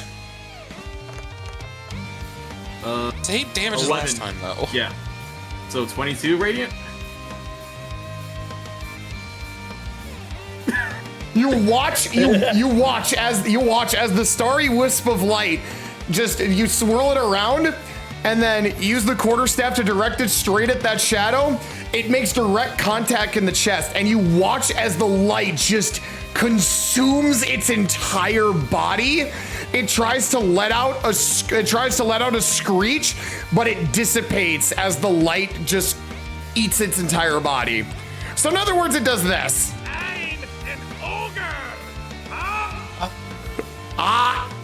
Okay. Alright, just give me a second. Just want to check something. Hey, Durnage, feel like going for a ride? Durnage will look at you, Varis, and go and just ready his halberd and say, "Let's ride." Alright, bonus action. I'll do my spring face up, teleport him right over here. All right. Yep. It'll be a ride. Alright. Alright, that's it for me. All right. Tubalcain, you are up. Durnage is on deck. Zoe's in the pit. All right. Roll a d4. One creature adjacent. That's a total of 3.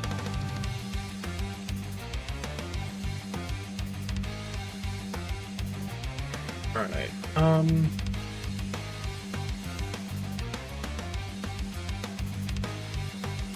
We go ahead. Go there. I'm gonna use Freezing Strike. And I'm going to use my axe against this dude. All right. Oh yeah, that'll hit. Alright. So many 19s! So many freaking 19s! Yeah. Sorry, 28. Alright, so 28 total. Is this cold or slashing? Nope. Okay. Alright. And then Hold on, Nalma will make an attack. With advantage. Come on, Nama. Sick him. Oh, double 24s. Let's go. Hey. Yep. That'll absolutely hit. Wow, that was almost another 19. Okay. Oh. Is he dead? No. I should ask. Nama. I should ask. Is Nama's are Nama's attacks considered magical yet, or at all? No. Okay. I just want to make sure because it does resist this attack. Oh. Oh. So is this non-magical stuff? Okay. Alright, fair enough. All right. Anyway. It's force. Anyways, she's going to use Thrash. So I use my reaction, command her, and she thrashes him back and forth. All right. And he needs to make this thing. Wisdom saving throw. Yeah, wisdom save. 7. That is. That's probably fail. Wait, how much lower can it go though? Oh yeah, that's right, because a minus D4 from a save. Oh. Because of a cold caster. 6. 6. Alistair, can we get much lower? 7, 6. No. Oh. Bad Anky. Bad.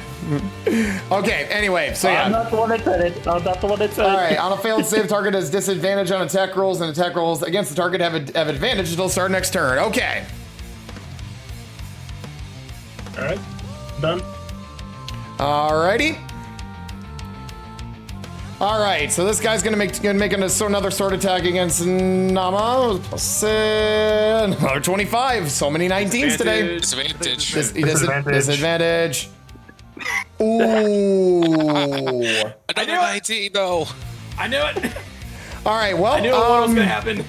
All right. Well, it is going to use its bonus action to make one more attack, but it's also going to be a disadvantage. And that is another miss. And is the other one gonna move? It will. Boom. It's going to take 9 thunder damage. All right. Your fucking place trash. Nama, language. I'm a rampage. Shut the fuck up, cares.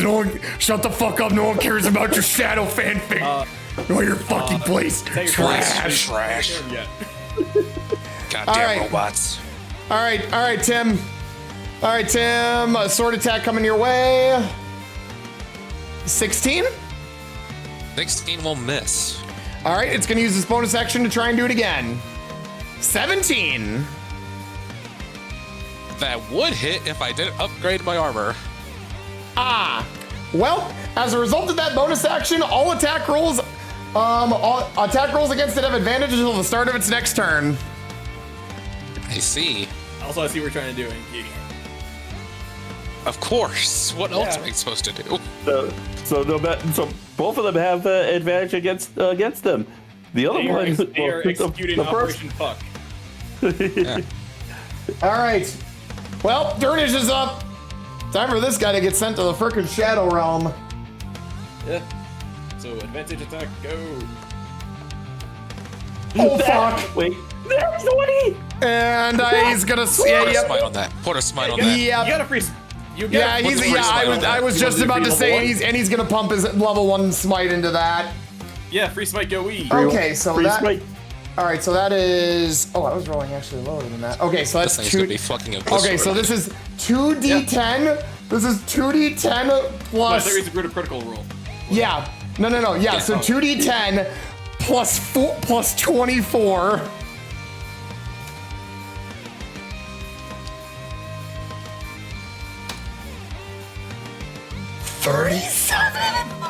So that's from the base damage, right? You didn't factor in the smite damage yet?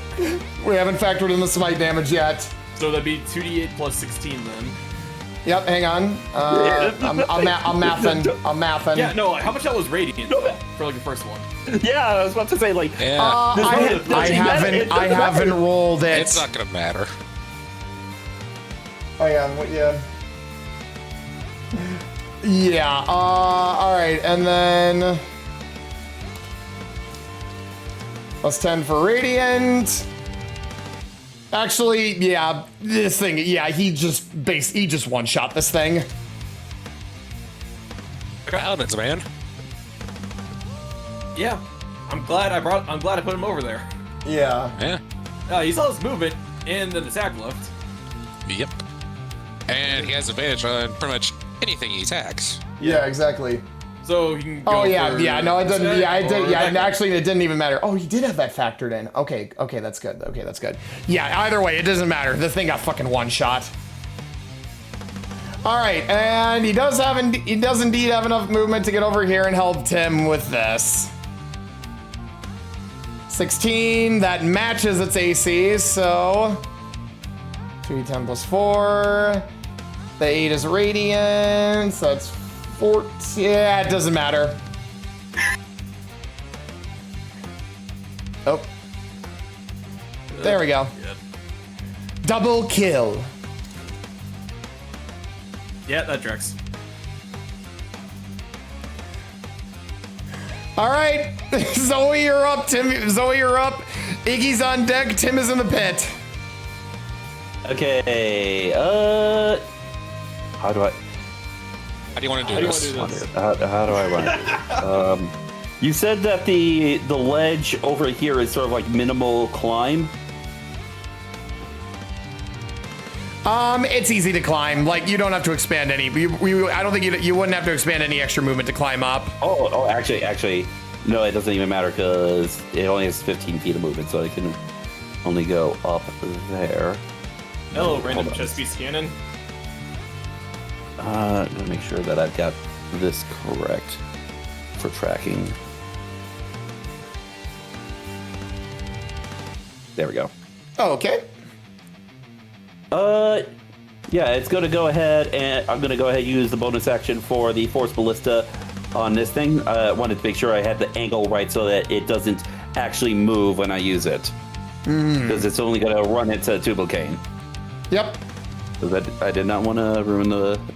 So advantage on Force Ballista. Come on, get another 19. Oh, God. That will unfortunately miss. Okay. Zoe will move up. Shocking grasp via the arcane firearm. Another advantage. There we go. 18, but It's not 19. No, there is a 19 right there. well, That's a dirty 19. Doesn't count. All right. Yep, that'll hit.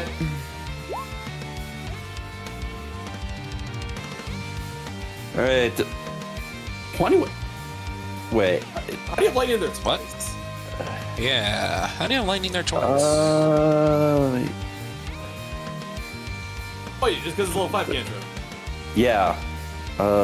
Yeah, it's the exact same roll as I did with the very first attack. Oh. I think because of the fact that I actually clicked the chat prompt, it separated the rolls. Whereas for the first attack, I clicked it from my character sheet. Okay. Not sure why that would matter, but yeah, 21 lightning damage.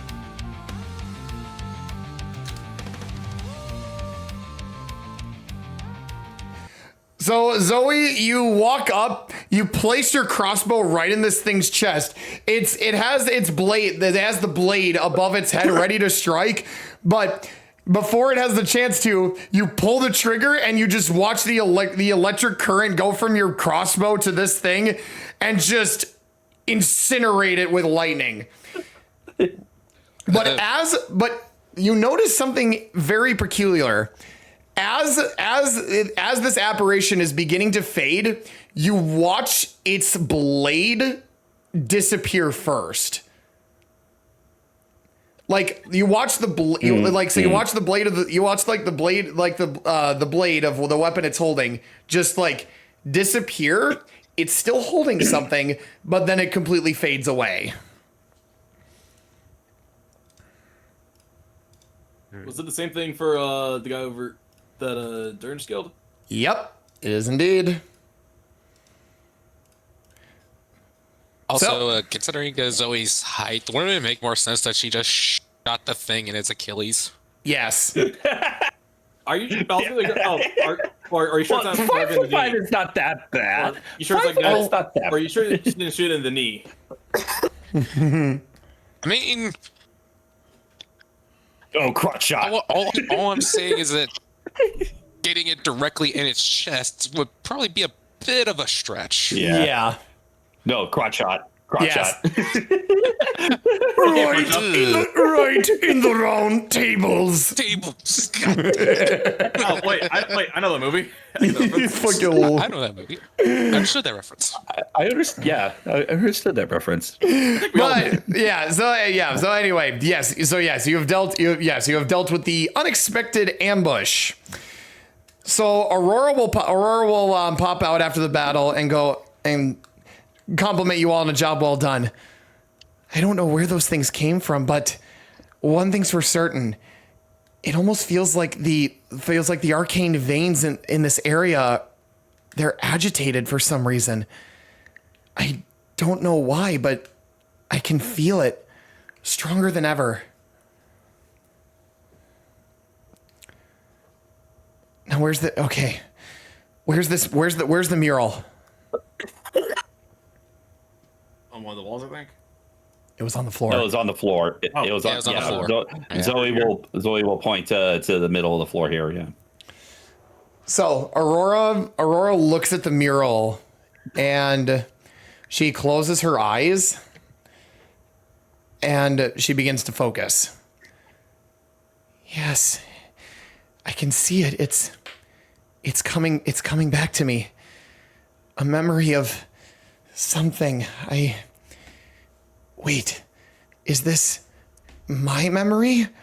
Or no? The arcane veins, they're trying to show me something. So you watch as her projection, it lowers itself, and now she's kneeling on the ground. She places her hands on the mural, and a bright white light begins to surround her. There's history in this area. So much. I can see it all so clearly. Aurora, you good? Right as you say that, Varis, your head starts to ring a bit. Ow. And then Zoe, yours does too. Followed by Tim, Tubalcain, and Durnage. And Nama. Yes, technically Nama too. all of you have your vision go blurry, and you all experience a vision. The area that you are standing in is no longer ruined. It's now standing, and it looks very strikingly like the cathedral would have been in its prime. Your vision becomes a bit more clearer, and eventually you can almost feel the building shake. You hear a loud boom outside, and eventually you see some people running around through the halls. Some of them are. It seems like they're like giving orders to others in the hallway. Lock down the western exit. We cannot allow these things to breach the temple any further. Sir, what about? We'll worry about that later. For now we need to focus on getting her out of here. We have our mission and we need to follow it through. Of course. So right as some other people take off, another loud boom can be heard. And eventually, the area that closely resembles this hallway down here, you watch as the doors are blown open. And those same shadow dragonoids that you just fought begin to swarm the hall. You watch as the person giving the orders, he starts walking toward them. No fear in his eyes. As far as his attire goes, he's wearing a very distinct set of robes. But they're not typical, like, formal attire. They're not long. It almost looks like what a monk would wear. You watch as he reaches to his side and pulls out a silver hilt and ignites a bright green blade from the hilt. Eventually, the dragonoids swarm him, but he cuts them down without any shred of challenge. Master Jedi. Hello there. Negotiate your short. So you watch him fearlessly hold the line, and eventually he's joined by another one. Some more dragonoids start to swarm in from both of these both of these rooms right here, and but together they're able to cut them down. The second one turns to the first one. Master, most of the remaining monks have fled to the interior of the temple. We're ready to begin the next phase of the plan. Good. As long as we can hold the line here, their voyage and escape should be very straightforward. But I fear what might await us. We made an oath to the Great One to protect the future by any means necessary. And I am not going to let anything break that oath. Of course, Master.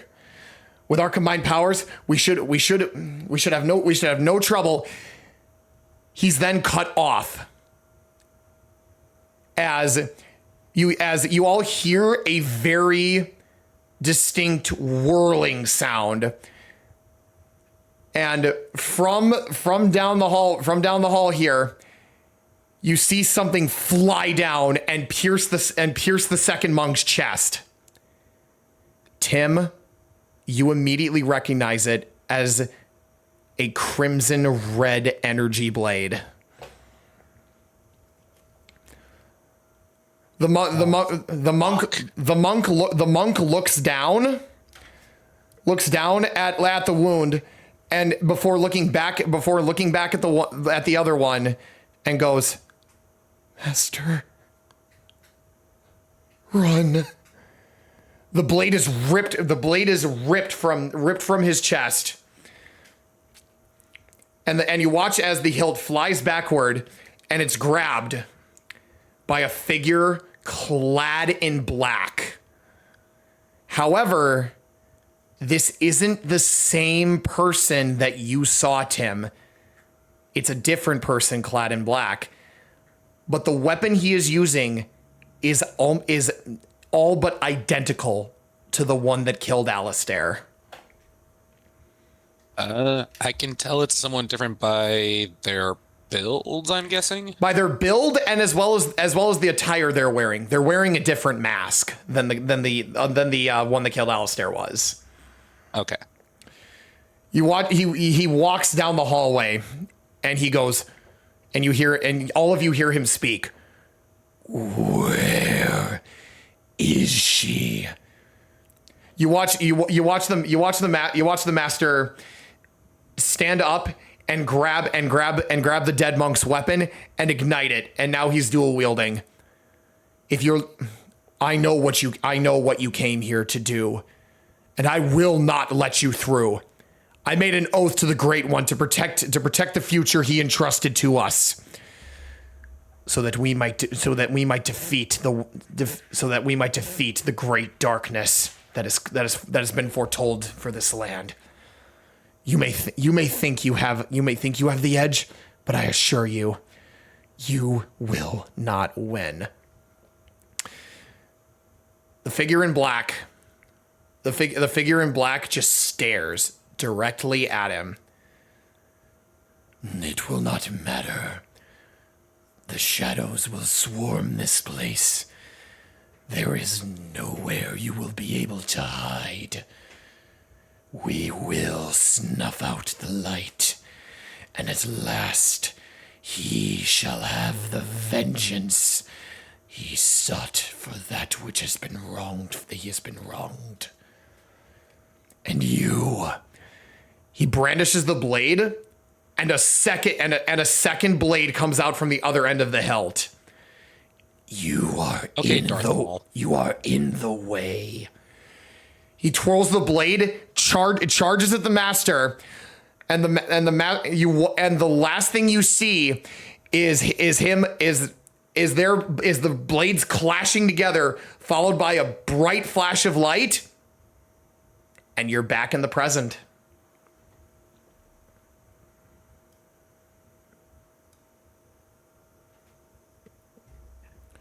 As Zoe's like sort of like stumbling, grabbing her head, Iggy will come up to her, make a this hologram projection in front of her, listing off the signs of like headache or concussion and how to treat them. Tim is just gripping onto whatever's left of the railing here.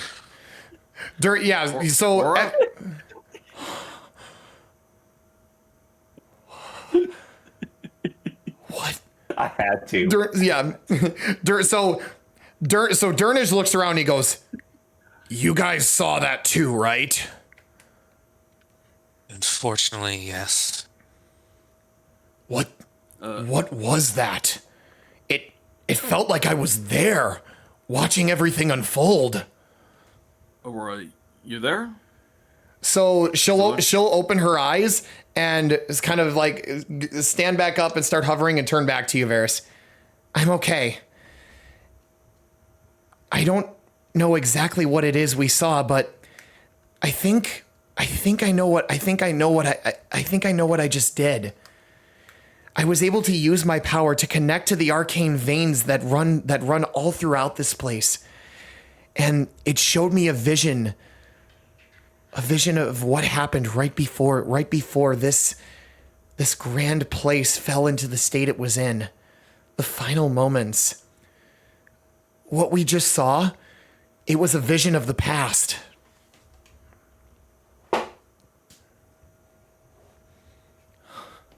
She'll kind of turn back and look down at the mural. I'm almost convinced now that this place had some great meaning for me. And I'm almost positive that future and the light that master monk was talking about, I think he might have been talking about me. I got the feeling about that too. They kept referring to her and getting her safety. I think they were talking about you. But yeah. I don't remember what exactly it was. I feel like I should know what it all means, but my head's still very fuzzy there. But whatever it is, It must be related to my whatever purpose was my father left me behind for. Thank you all. Right, Aurora.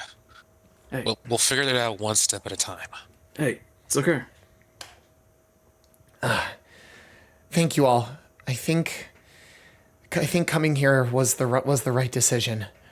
One way or another, we were able. One way or another, I'm one step closer to realizing to regaining my lost memories, and figuring out just what exactly it is I'm meant to do.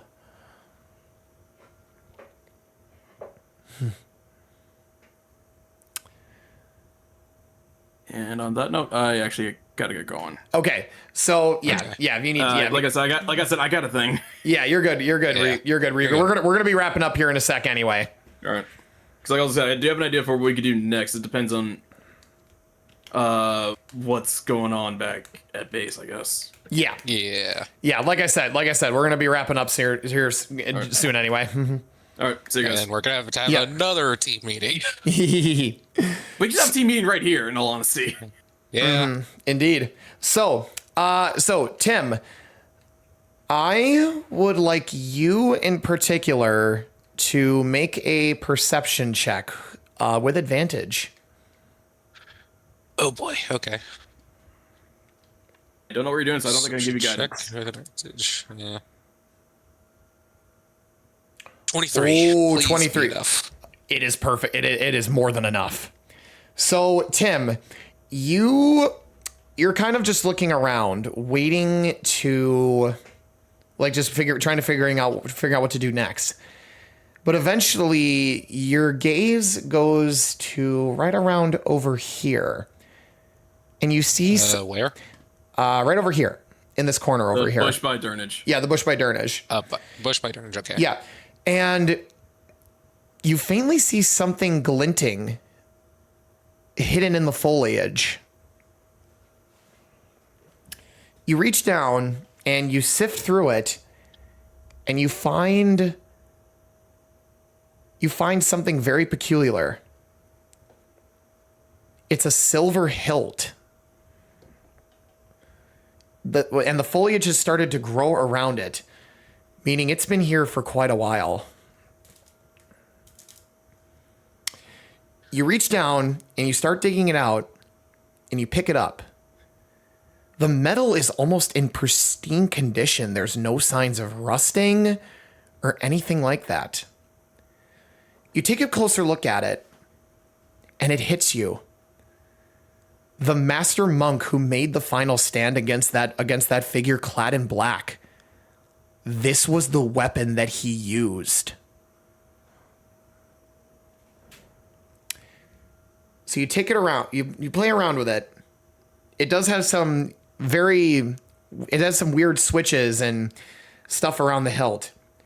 You try to push all of it, seeing if you can get it to activate, but it doesn't.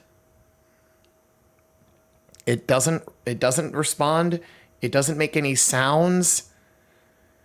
But you feel I would say you definitely would know this from your from just your time being around Arcanium. You can sense a very faint trace of Arcanium energy on this hilt. It's almost non-existent though. Meaning whatever powered it or whatever things it has, it's not capable of doing, at least not in its current state.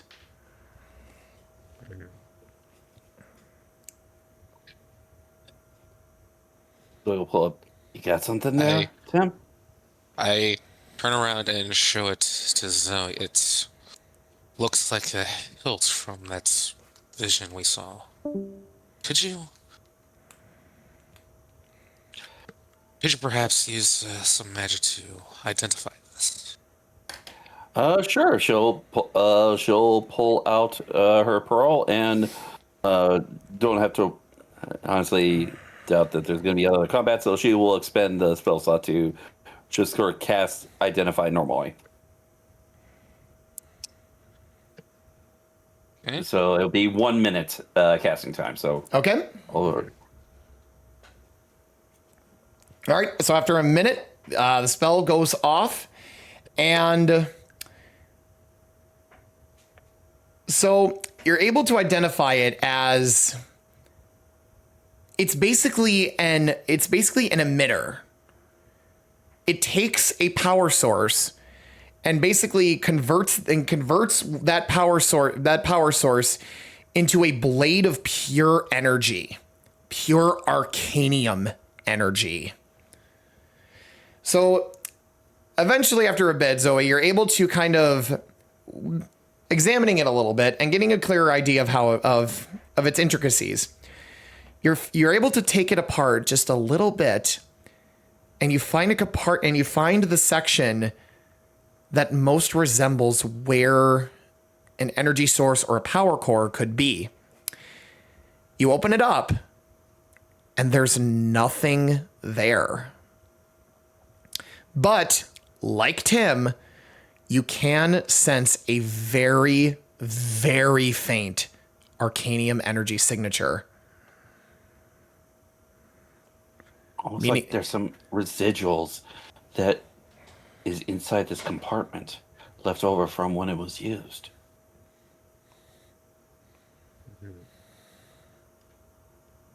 Is that an accurate description? Yeah, something like that, yeah. Or, so Durnage will walk up and look at it and go, or maybe whatever was powering this thing was so pure and powerful that even after being removed and being out of use for so long, we can still feel that residual energy that it left behind. But that begs the question, what kind of arcanium could be so pure and give off this much energy to the point where it leaves behind a trace that even we can sense?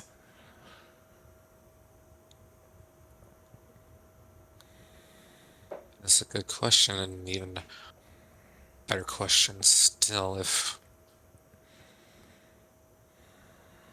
we are to believe that this division took place, it was maybe even 1,000, I think it's 1,000 years ago at this point, maybe? Roughly, yeah. Then this hilt is also in itself a lost technical wonder.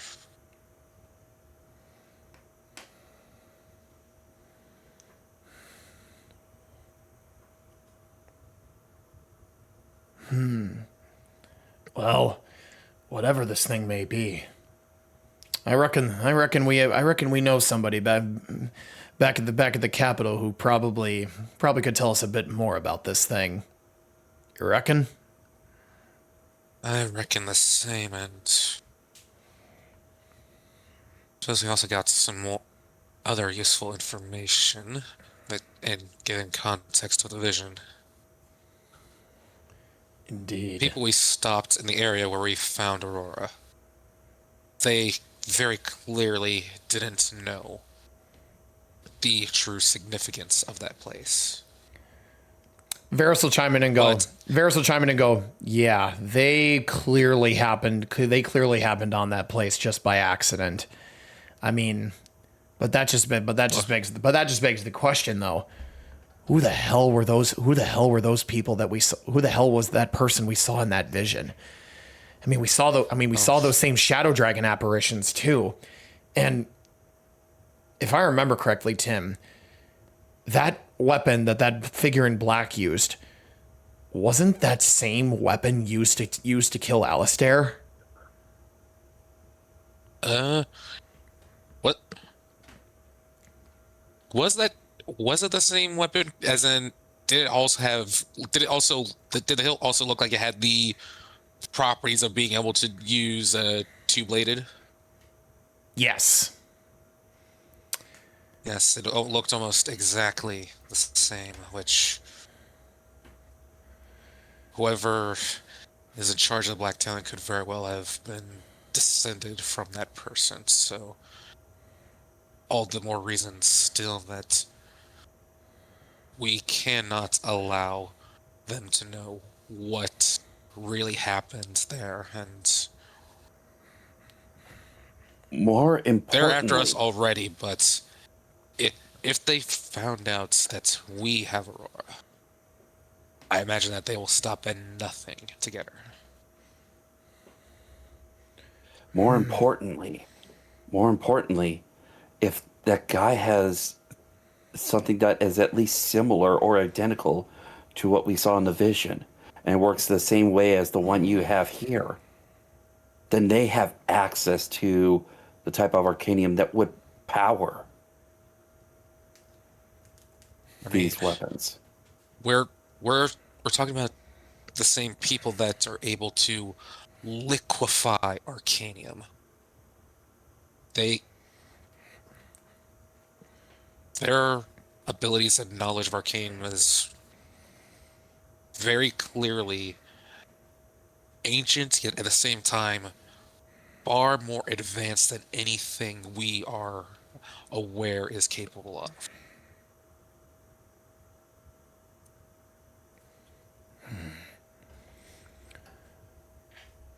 So Durnage will just cross his arms and look down at the mural, look at Aurora, look around, and just go, "This mystery just keeps getting deeper and deeper.